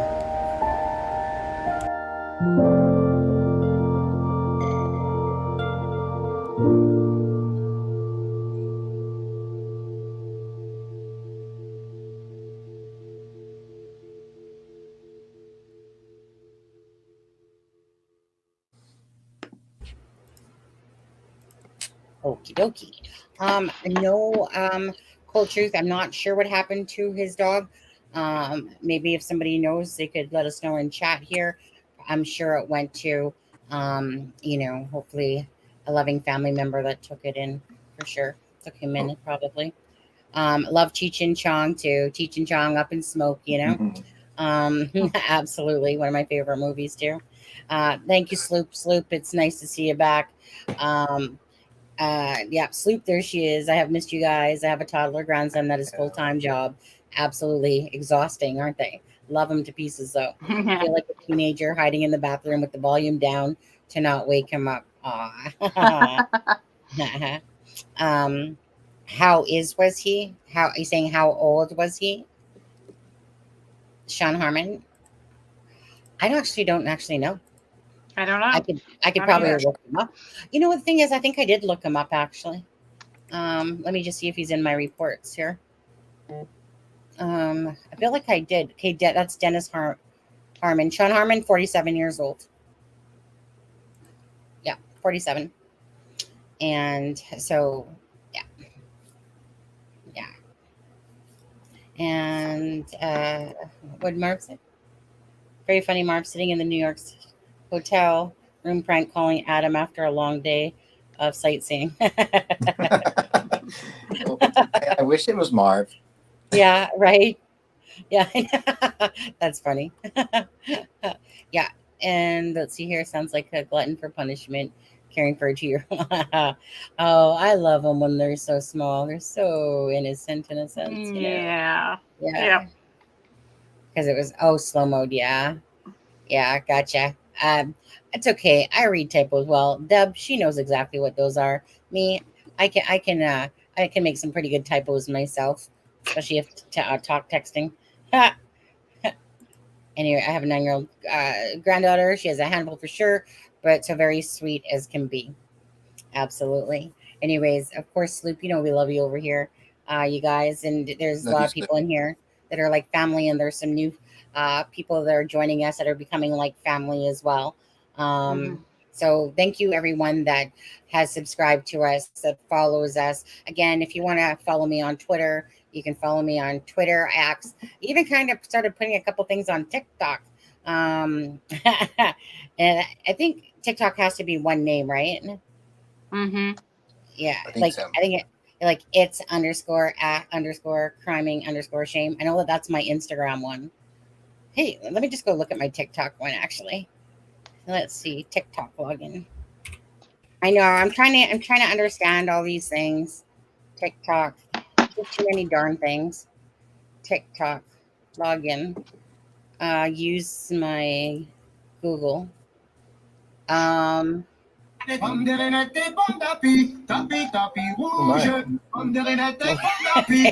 heck is that? Well, that's the first thing that came up. It started playing it. Where do I find my TikTok name? View profile. Click on your picture. Click on your Okay. little picture in the right-hand corner. I got it. Yeah. Okay, so my TikTok name. Hey, if you guys want to follow me, I'm gonna start posting stuff on TikTok. And this is my, so it's a criming shame is my TikTok. And then it's with all underscores. It's underscore act underscore criming underscore shame. That's my Instagram. Right. Twitter is at criming shame or a criming shame with the letter A first, a criming shame. And if you want to email us, it's acrimingshame@gmail.com. Yeah, we're getting in the groove of all this, or I'm trying to anyway. Yeah, so I figure I want to do more TikToks and stuff. I actually really I don't watch much more, but I used to always, like, my husband would come to bed. 169 people watching. Thank you. You guys know I love that number. Okay, so I watched TikToks sometimes before I went to bed. Some funny shits on there, to be honest with you. Yeah. Like, honestly, some very, before you go to bed. And I know I haven't been working on my relaxation channel like I wanted to. I've just kind of brushed it to the side a little bit. But the whole point is that, I like to laugh and, like, it's kind of like when I told you about the Monday. Okay, well, I always wake up in a good mood, always. But that particular day, it just, the text message that came in just kind of set me off. And I just, for some reason, I just allowed it to ruin my entire day. I don't normally do that. I was just having one of those days, right? But I hate it when I wake up and then someone wants to poke a bubble in my day. Ticks me off, because I always wake up. Every morning I wake up, it's always like, today's another day. Da, da, da, da, da. I go to sleep. I'm the same way. But there's nothing nicer than watching comedy and stuff before you go to bed, or coming and watching It's a Criming Shame before you go to bed. Or listen to my voice, not Debs or Autumn's, but my voice to put you to sleep. I am willing to take credit if I put you to sleep, okay? Or if our channel puts you to sleep. But anyways, what I wanted to show you guys was quickly this as well. Where do I have it? I have it here. And then I got to find it here. And it's right here. Okay, so share. And I'll bring this. Let me just take that message down just so we can see this. Okay, and let me bring it up a little closer. And actually, I'm just going to take us off the screen for 1 second. Yeah. Okay. And do that. And then bring this back up. Okay. So I said this a few months ago, or a couple months ago, back in another video. So one of the things that was said was that the crime scene was this, and it doesn't mean it's accurate. It doesn't mean it's true. It just was something that has been said for a long time of a few things that were at the crime scene. One of the things was, are you awake? Or no, are you up? Are you up? Now, although for me, again, I know that Tony or Kegan Kline's not the bridge guy, but do I believe that there's involvement there? Absolutely, 1,000 billion %. Is there some sort of lure that the Count Anthony shots was used to lure Libby and Abby, or Libby for sure, to the bridge that day? My belief, but again, so are you up? If anyone hasn't heard of it, it was one of the things that was said to have been on, like, I don't, what was it, on a sheet, Deb? Was it supposed to be on a sheet, or like, you can see that there's a sheet left there for sure on like some branches, and like some sort of smiley face as well. But anyways, so on Kegan Kline's Facebook, he has this, are you awake? And so the fact that this whole Libby, Anthony Shots talking to Libby's phone the day of the murders and stuff like that, so when I see something like that, it just kind of, to me, connects a little bit to what is being said, meaning it's something that sticks in my head personally, in the back of my mind, that on Kegan Kline's Facebook, that "Are you awake?" and then the whole "Are you up?" And one more second, and then I'll ask you about something, Adam. And then you look at check-ins, and he has check-ins, but sometimes in my head too, it's kind of like how I think about Kegan Dunker holding the pig on February 13th of 2018, 1 year after the girls' murders, with this kind of smirky smile that I always believe that he has. Basically, to me, it's like, someone basically dangling a little carrot because they know what it means. The same thing I feel about the cryptic note, but the same thing I feel about CJ Palladino posting, "Do not fear me for who I am, fear me for what I can do," on the exact day of the presser, February 22nd of 2017. And then when you hear that these names are involved or around the murders of these girls, it just even adds a little bit more side substance to it when you look at the whole. So when I see visited Las Vegas, which we all know that he wasn't in Vegas at that time, I don't believe, right, Adam? Like, remember how what was the date? Well, this one's visited on May 13th, 2020. And then he has another one. He was not there then. Right. Just kind of like he has a couple jobs. And I remember when he got arrested, and then I clearly went to his Facebook, and you could clearly see that on February 13th, you could tell that it was inserted, that it was like, you could tell by the way that the jobs went, that and how they each kind of had a line. And then you could tell that there was this oddity to somebody that had inserted as if that they were working in Vegas when he clearly wasn't. He is clearly a deceptive liar, and he's, in a sense, trying to cover his tracks in a way. Again, he's looking up John Bonet. What was the other case he was looking up? It was Sandy Hook. Yes, Sandy Hook. That's right. Yeah. And the whole time he was back in Indiana, I believe, by August of 2018. Yeah, 2018. And so, and kind of like what Dirk Hayes says is like, remember how Kegan Kline said that, that him and his dad, like, they've been planning to go to Vegas for about a year, and Dirk Hayes was like, and this is when Dirk Hayes, Candy Hayes had Dirk Hayes on FaceTime, and I was talking to her on Messenger at the same time that she said, "Oh, good timing, because my son's on the FaceTime with me right now. So if you want to ask any questions," and that's when, I said, "Hey, does Kegan Kline drive?" And he said, "Yeah, he did all the time." So this whole freaking, episode thing obviously didn't bother him too much because he was obviously driving. And then I asked about, oh shoot, what was I just going to say? It was, about the vacation thing. And then he said, yeah, they just did things last minute. There was nothing ever planned. It was just a spur of the moment thing. But Kegan Kline specifically made it seem like they had been planning to go to Vegas for a year. Right? It's just really contradictory to how Dirk Hayes knows him to say, no, they didn't plan shit. They just kind of went and did things on a whim, if anything. But what always sometimes intrigues me as someone is when I see things like this. So visited on May 13th, visited on October 13th. So it makes me wonder if subconsciously or unsubconsciously, that when the 13th day comes around, that it triggers that memory of Abby and Libby. And it's almost like when somebody does something, because when I keep seeing 13, and especially on someone that his name is involved, it just reminds me of when somebody does something like Kegan Dunker posting February 13th of 2017 of holding a pig. It's like, it's that little subtle hint that says something. And I think that Kegan Kline kind of does the same thing. 2018. Pardon? That was 2018. Which one?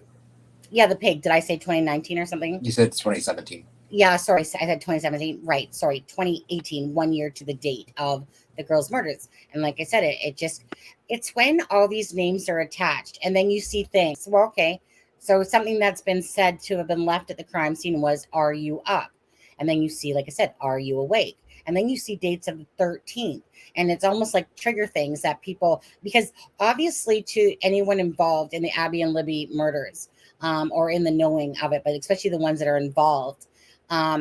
Like I said, it's like, sometimes you unsubconsciously do stuff because the date when it comes around, it just triggers you. And then it's almost like I said, to me to post something like checked in. Maybe it's a glory thing of doing it in a subtle way to themselves. Who knows? I just found it very interesting on some of these dates of the 13th here. And then, of course, the "Are You Awake?" Knowing full well that these names wrap around Abby and Libby's murders. So, I took it down, and let me bring it back up. Sorry, bring us back up here. Having a stupid moment. Oh, there we go. Okay. So, I don't know. What do you guys think about that? Has anyone heard of the "Are You Up" that was supposedly left at the crime scene? I've heard about it before, and I think it's interesting that the way it is with the R, U, and then UP, that absolutely would be a tie-in with social media, because that's where that comes from. Oh, it comes from social media. Yeah, it's like an abbreviation. Do you want to talk? Are you up? Do you want to talk? Right. Go to Netflix and show. Are you up? Username, password. Yeah. Tell them about the Netflix show tie-in. Oh, well, I thought it was interesting too, because I don't know if anyone has watched the documentary or docu-series on Netflix called the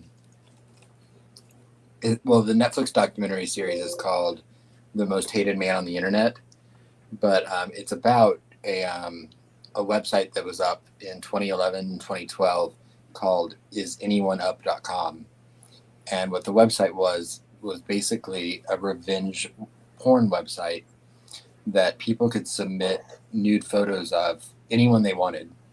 And the thing that made the website unique was it would link the photos to the person in the picture's social media.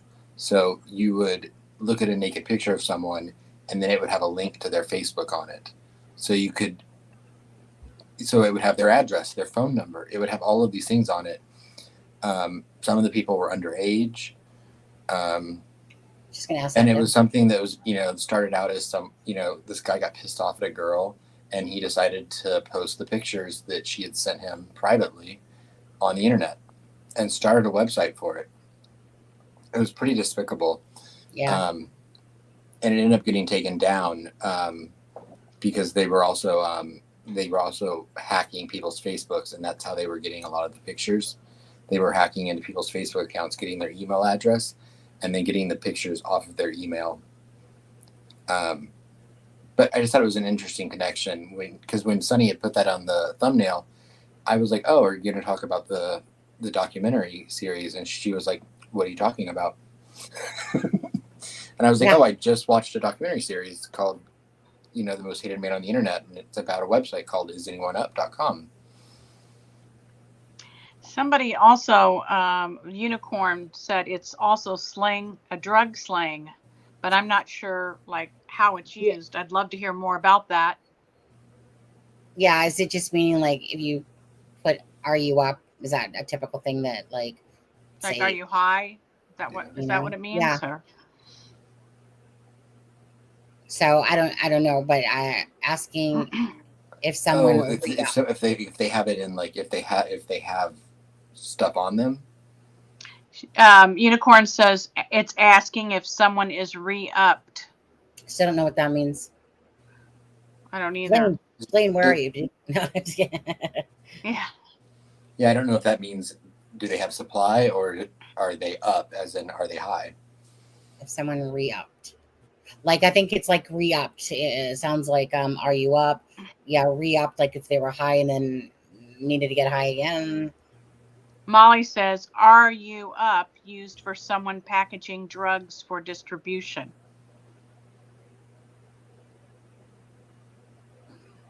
Yeah, I wish I knew all my drug lingo. I'm gonna have to ask Blaine that one, actually. Yeah. Right. Yeah. Hey, so there you go, Derek Farmer. That's really interesting because we have social media reference and then we have a drug dealer reference. So those are both theories that we really look at closely. Right. You know, maybe it was a message. Well, and just the fact that Kegan Kline, I mean, in the transcripts it says that, you know, out of like 100 girls that he sent pictures, that he sent messages to, almost all of them sent him pictures, which is disturbing by itself. Re-upped is re-enlisting in military. So then you have someone, you know, that we know was into CP and they're receiving pictures, you know, it ties into, you know, what could be the dark web and, you know, posting those pictures online. And a lot of that goes into the whole sextortion thing with people, like getting blackmailed and getting, you know, humiliated by their pictures. Unicorn says, yes, Adam's correct. Yes, Deb, when you go get more dope on large scale to sell, you re-upped. Druggies always ask, are you up? Are you re-upped?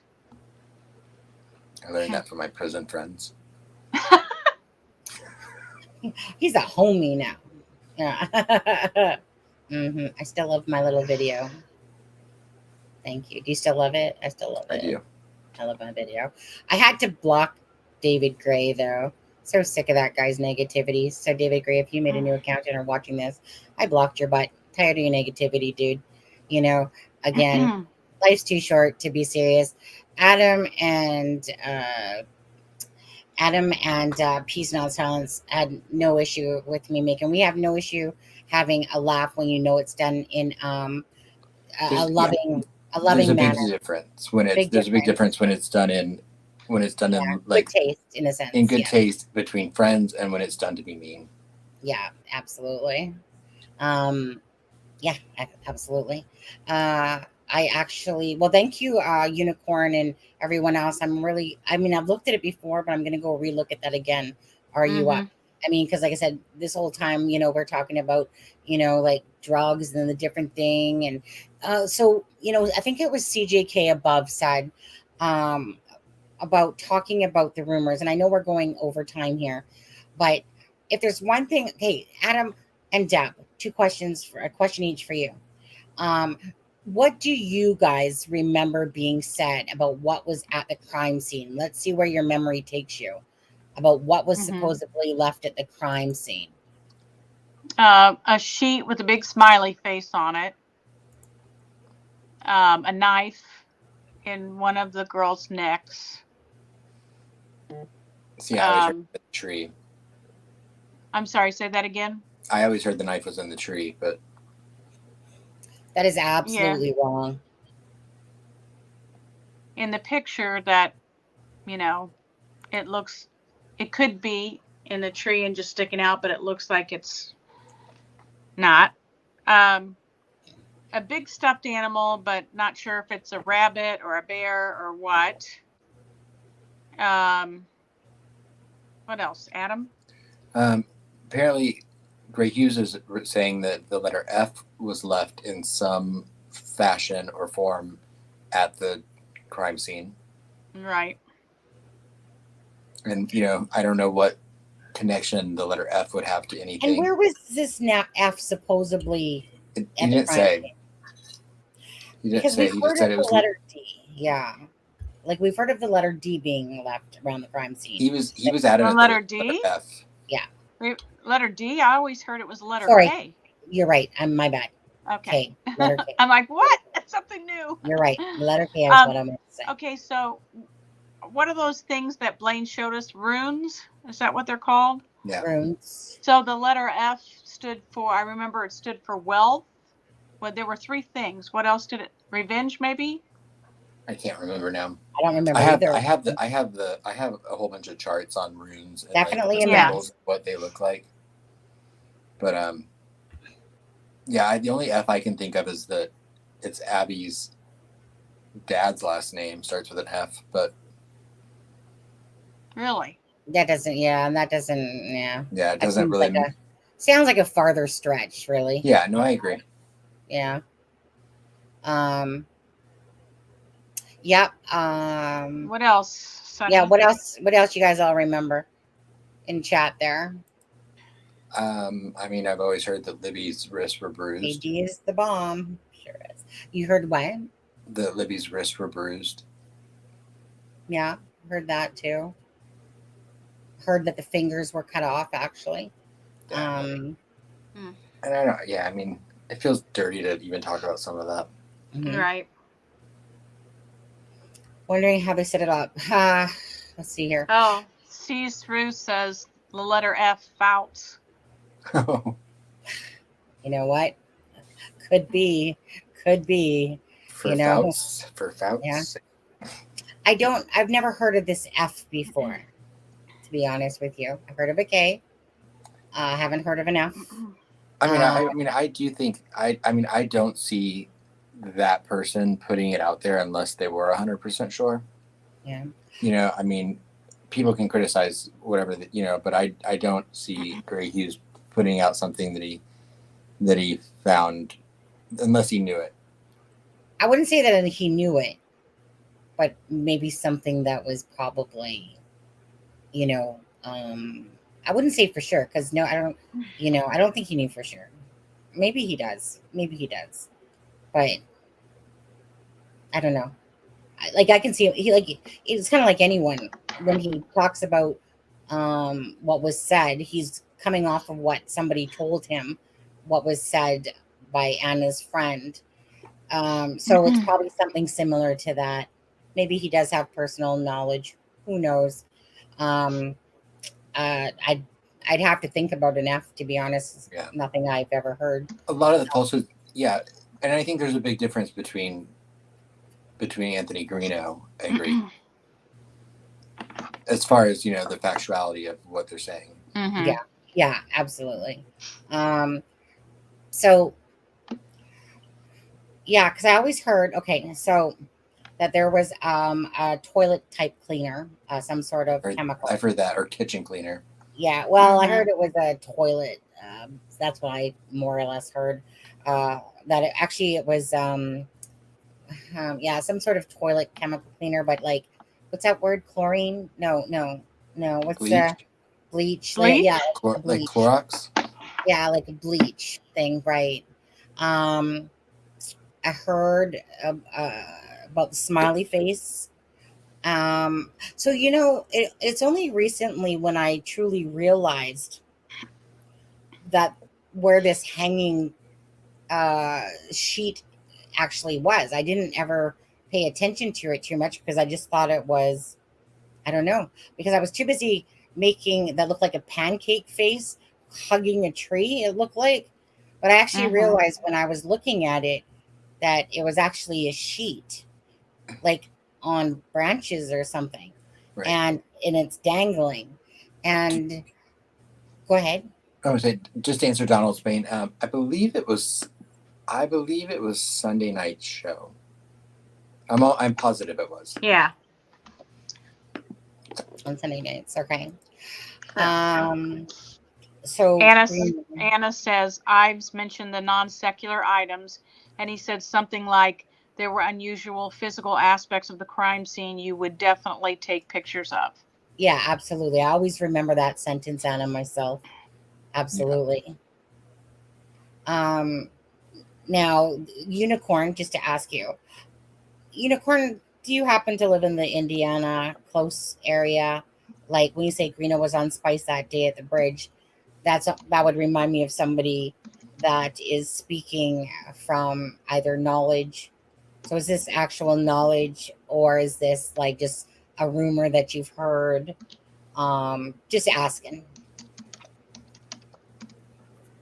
Because there are a lot of people that are from Delphi that come watch, that do come see the channels, and that some of them do interact and some of them just watch, because they're curious about what's going on. There's a lot of people, you know, Adam made a comment to me the other day and said to me and Deb and said something like, I wish that as many people talked in Delphi as the ones that seem to be talking in Kokomo.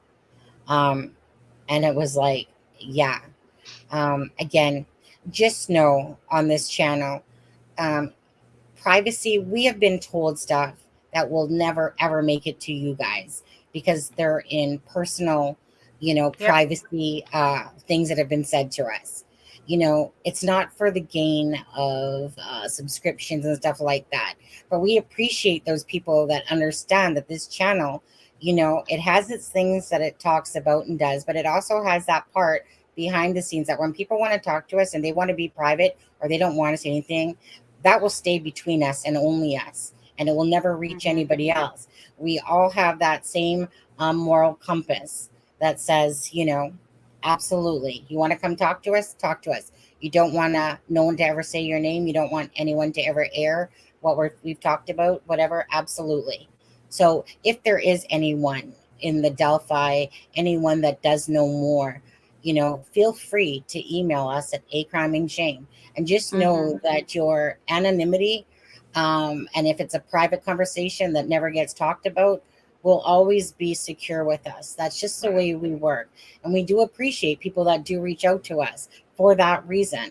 And we are glad that people are reaching out to us because they understand that this channel, it's not about, like I said, trying to get subscribers off of information. If people come to us and we host a live because somebody came to us and it happened to be Vincent Farmer, Flint Farmer's son, he chose to come to us. We didn't go to any of them. Absolutely not. Again, and same with Blaine Nelson. He's been on our show quite a few times lately. He has his own channel, Extracted Thoughts. Again, he emailed us. Same with another person that you might find out really soon who will might join us on a live with us because they want their story to be told. And again, we'll let that air if it works out that way and the person does want to, like I said, come on the live like they're saying. But if they don't and choose not to, it can always be a private discussion. But some people are getting thrown underneath the bus that just want to talk because what's being put out there about themselves, right? Because some of the people, they do have children and family members that they're like, I literally had no part of this, but my name keeps being brought up, especially in the Karina McClurkin case. And so just know that definitely this channel will always and foremost always be about caring about an individual far more than anything else, subscribers, money, blah, blah, blah, blah, blah. Okay, so just always know that. And people that want to say different, again, that's a them problem, not an us problem. I that's one thing that no one can ever take away from me is my heart for people. I'm sure Deb and Adam can say the same darn thing, right? It's why I love you two both, because the principle of who you stand for and who you are, is exactly that. It amplifies like love and caring about people. But by the same token, if people are going to want to talk to us, then so be it. Well, of course we'll let them. Right. So again, that's acrimeandshame@gmail.com if anyone does want to reach out to us. He's through says, can you get Pat Brown on? I would love to hear his story. Deb, you're on that one. Okay. Yeah. I've talked with his daughter before. Let me see if I can message her. Okay. That poor guy needs to come, just for the sake of it now, that guy's getting I'm ready to interview. I'm ready to interview Gabe Ellis. Are you ready to interview Gabe Ellis? I'm ready. Yeah. Well, I'm going to have to talk to Blaine because I know that at some point here soon, he's been communicating with him. And if Gabe Ellis wants a voice through us, through the text messaging of Blaine, then so be it. Blaine has been, kind enough to say that he's saving that for this show because this is where, it all kind of started for that. And we appreciate, of course, that. And so I'll ask Blaine whenever he's ready to, because, maybe he wants to have a few more conversations with him and see what's all going on and everything like that. Start getting my questions ready. Yeah. And you see my last post that wasn't posted because too long in mod stuff. Oh, what happened? It did not show up on it didn't show up on StreamYard, so I didn't see it. Was there a link posted or something, or? Oh, I guess no. It probably just went over the Well, usually we'll break it down into two. Mm-hmm. It was on. Yeah. Please hit that like button. Thanks, sweet Caroline. How are you? What did she say up there? He had pics of him working at this pop place with his name tags. If not, still, their Wayback Machine has it. Yeah. Wait, right? I probably got lost somewhere as I was talking. Yeah, no, he worked at a pot place for a little bit in Vegas, but I mean, he was a carrier. Yeah. I mean, he has the video. He has a video of him holding, like, I'm assuming, I don't know. I don't smoke weed, so I don't know, like, that bag. How much do you think is that bag of weed he's holding? That's like a lot of weed, right? Yeah, pretty good size. He has a couple of videos on his Facebook there. You know, when he was actually truly in Vegas. Where he's like cut day or whatever. Or, yeah. Oh, he makes me so. Sometimes like any of that was his. He was just picking it up. You know that. Yeah. Oh, well, that just goes back to what I said about psychopaths. Like, they'll make up any extreme lie to get attention. Yeah. Thank you, Unicorn. Wait, did you change your name on me, Unicorn? No, Unicorn Bites has been here for a while. Well, I feel like I've seen the name, but then she's about Really? Ontario, Canada. Yeah. Like, Unicorn, how long have you been following this channel? Because it's like I feel like I've seen the name, but I don't want to say it's been a lengthy, unless they changed their name. Because Ontario, Canada, there's a few people that follow me that are from Canada. Thanks, sweet Caroline. Absolutely, thank you. Someone wanted attention. Yeah, I see that. Mine are locked out of their bedroom right now. But when I open the door, they'll come in for attention. You see how that? Yeah. It was so cute. What's your cat's name? Beatrice. Oh yeah, it's a real cat name. I guess Beatrice. I don't know why, but Beatrice reminds me of like back in the old days for old ladies. Yeah, she kind of reminds me of an old lady. That's why I named her that. Yeah. Yeah. She's like a sweet old lady. Do you call her Bia? I call her B usually. Isn't that what we say about Deb? She's just a sweet old lady. No, Deb's not old. Sweet. No, she's just rude. No. Yeah, I didn't deserve that. I said you're not old. Yeah. I wasn't smacking you. I was smacking Sonny. You caught me. Sorry. Come at me through the computer, eh? Sorry, Adam. Hey, Adam, just to ask you, did that number stop calling you finally? It hasn't called me again. Oh, I got bored and left. Okay. Probably still watching though. Now they will. They heard their name again, or they were referenced again, so they'll call. Yeah. But let's see here. I'm gonna. I really hope. Okay, so it's gonna. Let's see here. We're almost gonna get off right here, right quick. And Raina, thank you for becoming. I think it was just Raina today. Yeah, Raina, thank you for becoming. Becoming the member. Thank you so much for that. Thank you guys for anyone that's hitting the thumbs up for us. Thank you for everyone that's watching, that's been watching us. And I don't really know that there's, let's see, our next show is Friday night? Friday. Yeah. Other than that, I think we've covered everything we wanted to talk about tonight. I think, did we? So. Mm-hmm. You know, let's pray for Kylie Rodni and her family. Yeah. That she is safe and that she comes home. Yeah. Or that wherever she is, I hope she's safe. Right. Yeah. Please again share to your social media. I know I did drop the link, but let me just find that one more time. And for that, it's in our chat there. I know Adam put it there, so let me just go quickly find it again. Boom, boom, boom, boom, boom, boom, boom, boom, boom, boom, boom.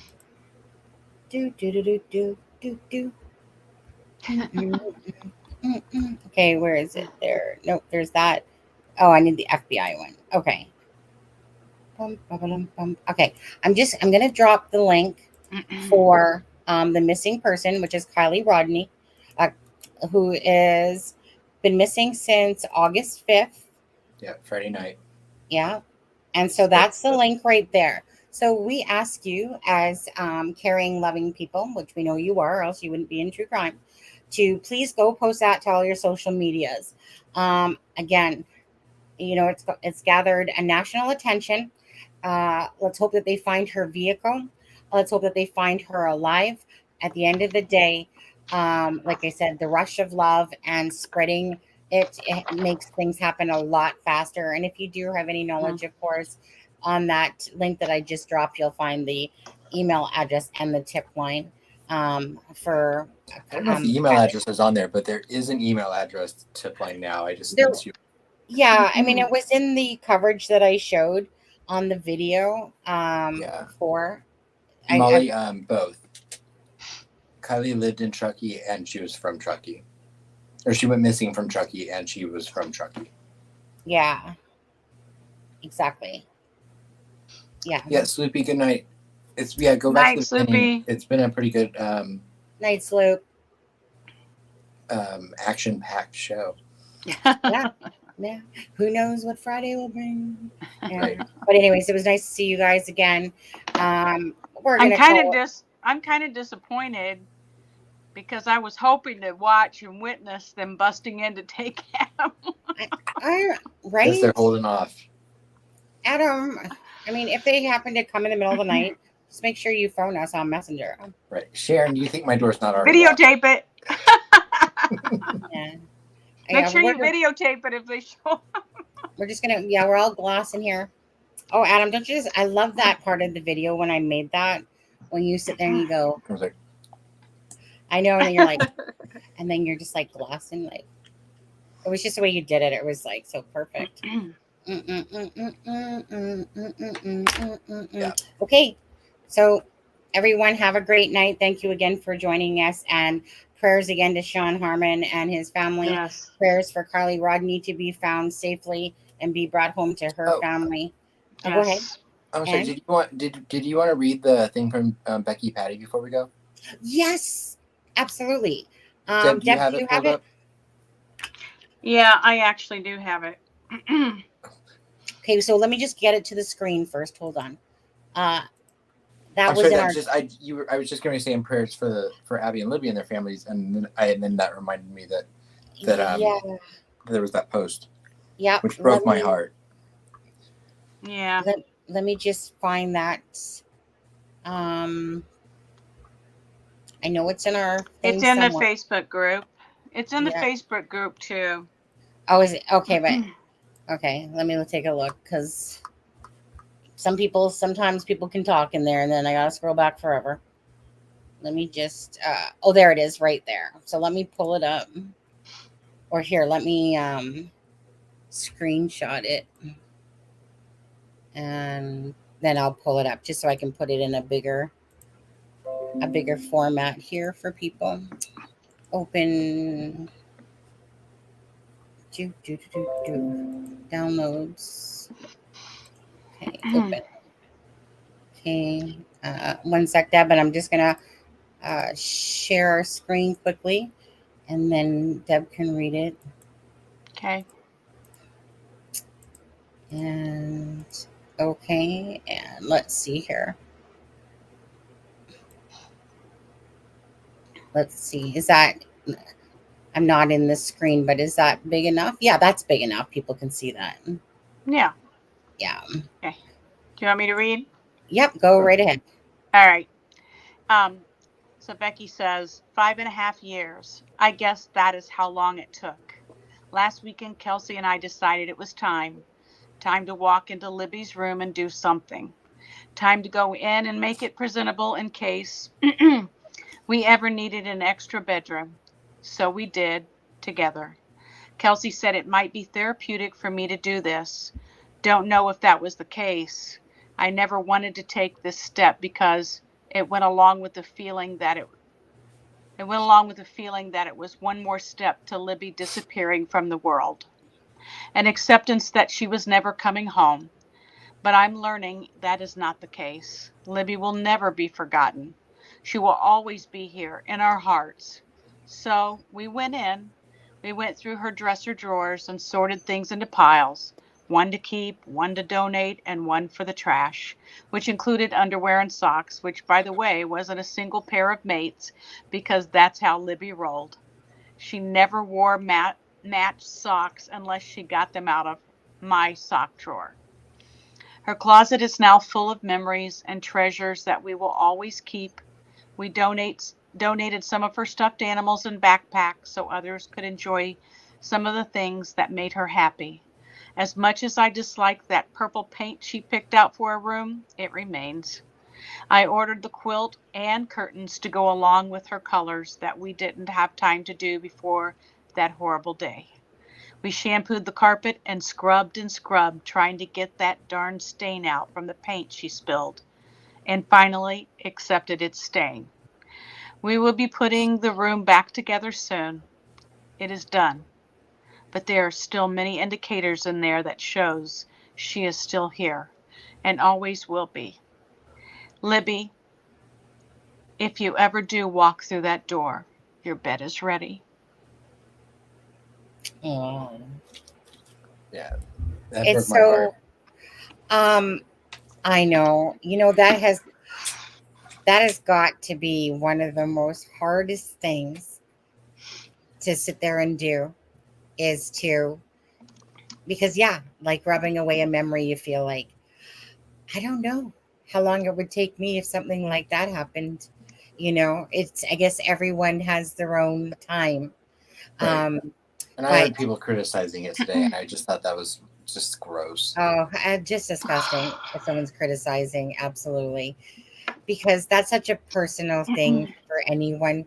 And some people can do things faster than others, and other people like myself. If that was my son's room and that I was doing the same thing, I don't know that I could ever touch it, to be honest. Yeah. I don't know. I'd have to be in that position. It's just, yeah.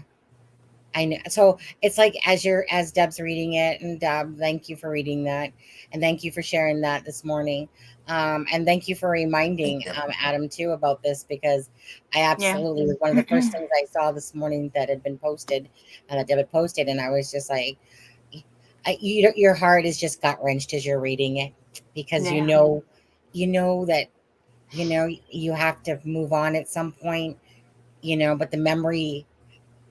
Most important memories will always be with you in your heart and in your head, Right.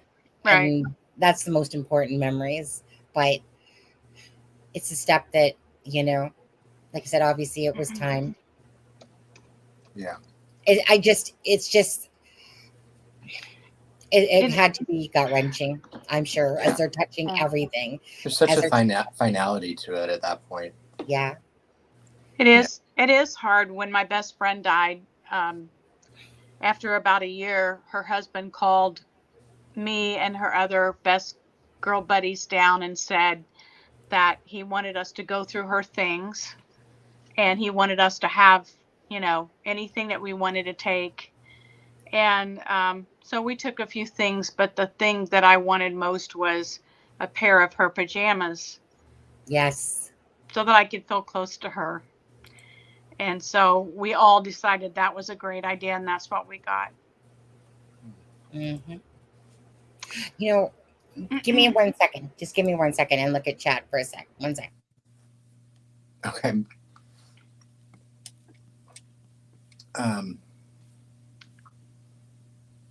So I didn't understand Unicorn Bites. You were saying the girls had very angry texts, which went poof next couple of days. I remember almost word for word. And then there were pics from the day they disappeared out a car window of grasses. Seemed weird, but not now. I'm confused by I don't know what you're talking about. What? Let me read it again. What? The girls had very angry text, which went proof next couple days. I remember almost word for word. Then there were pics. Yeah, and then she said she was posting where they were driving to. It was quickly taken off the next day on the 14th or 15th. Bunch of us from Web Sleuth, then poof, it was gone. And when she said, Are you now, talking? now most of us believe it was Kelsey took them off on the 14th. We don't know why. Maybe the police had her do it. I just don't know what you're talking about. Is she talking about there were text on there, things that people had said mean to Libby, and her sister said, I hope that you guys are all happy you were mean to her, and she deleted the mean comments off, but that was like a year later. And Becky has said everything that she deleted off, she took screenshots of and gave to law enforcement. Oh yeah, someone was very angry, I think, the night before the 12th. No one is my friend, Libby said. Can I ask you, Unicorn, and if you do, just privately let me know in an email. I'm curious if you have some of these screenshots by chance. And if you do, if you could share them with us at acrimingshame@gmail.com.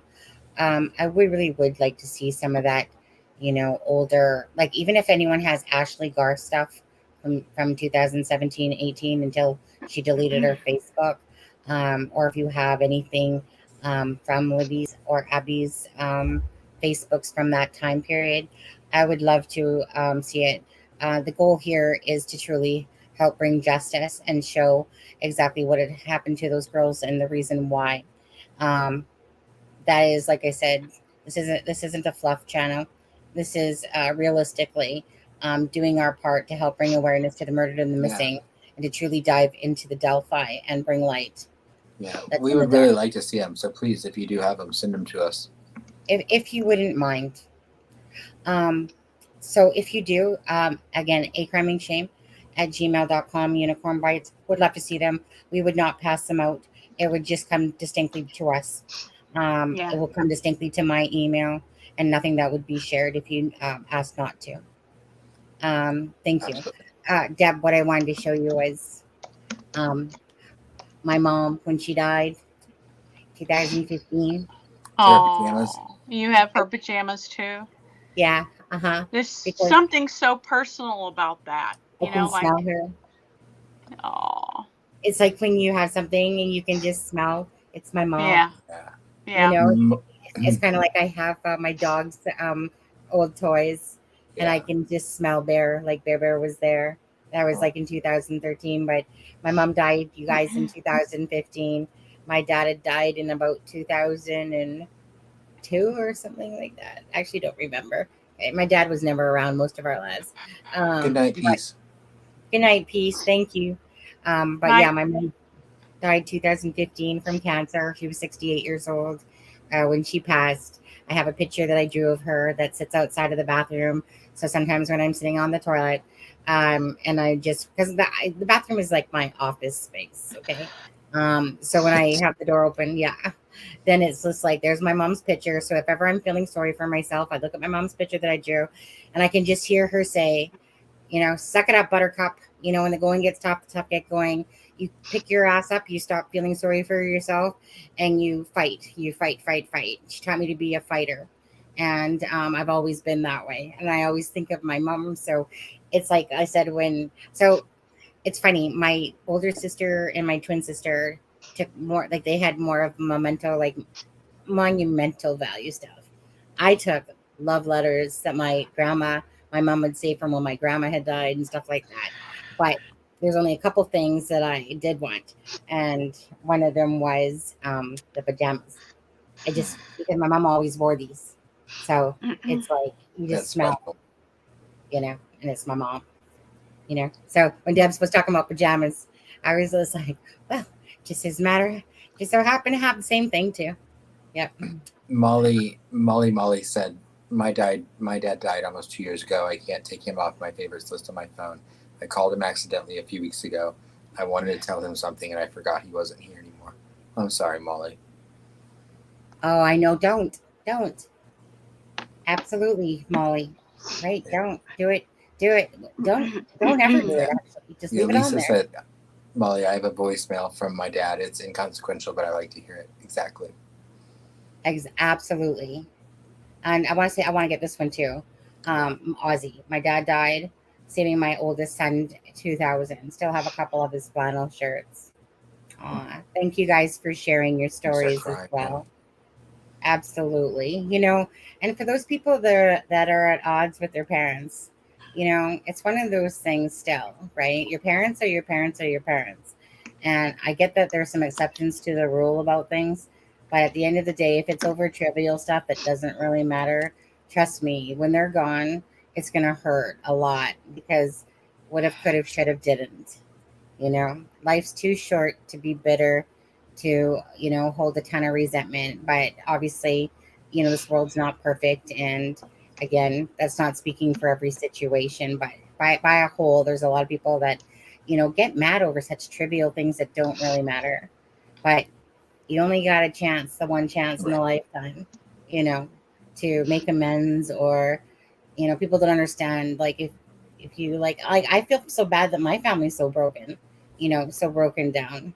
And I wish it was never that way. But, sometimes you can do your part and stuff like that. But sometimes things are what they are. All I know is that if I could have another day with my mom, I would love it. I miss her so much. My dad, I love you, Dad, but not so much. He's up there. He never really was part of our lives too much. So, my stepdad, I was closer to my stepdad, if anything, on there. And then Bruce died a year and a half after my mom. He went back to drinking alcohol, and they found him on the side of the road with little doggy in the car. And an actor found him from one of those TV shows. Can't remember which one. You guys would know it though. And yeah, and he ended up dying. His liver failed him. But so he died of a broken heart when my mom died. Let me put it that way. So if you haven't told your mom or dad you love them, make sure you do. Yeah. Or sister, friend, or brother, whichever. All right, let's see. Anything else, you guys, before we wrap it up here that we were supposed to wrap up before? We still could hit underneath the 3-hour mark. Yeah, just like we said, prayers for Sean Harmon's family and for Kylie and for her safe return. Yeah, and I say a prayer for anyone that needs it tonight, or that's sick, or anyone that just needs a little bit of encouragement, or suffering in any way. Keep those people in your thoughts and prayers. Yeah, absolutely. And if you're gonna go to sleep after watching us, if not, have a nice comedy to watch, something like that too. It's always nice when you have to deal with stuff that's very deep and heavy, to use a supplement like laughter and that to to kind of help balance it out. Stay healthy, stay well. Thank you guys for joining us, following us. Please hit that like button again, and thank you so much. And again, Unicorn, if you could want to share with us, we'd be grateful. Very, very truly interested in seeing some of the stuff that was said. Anyways, thank you so much. Love you guys. Thanks for being part of the family. Good night. Good night. Bye.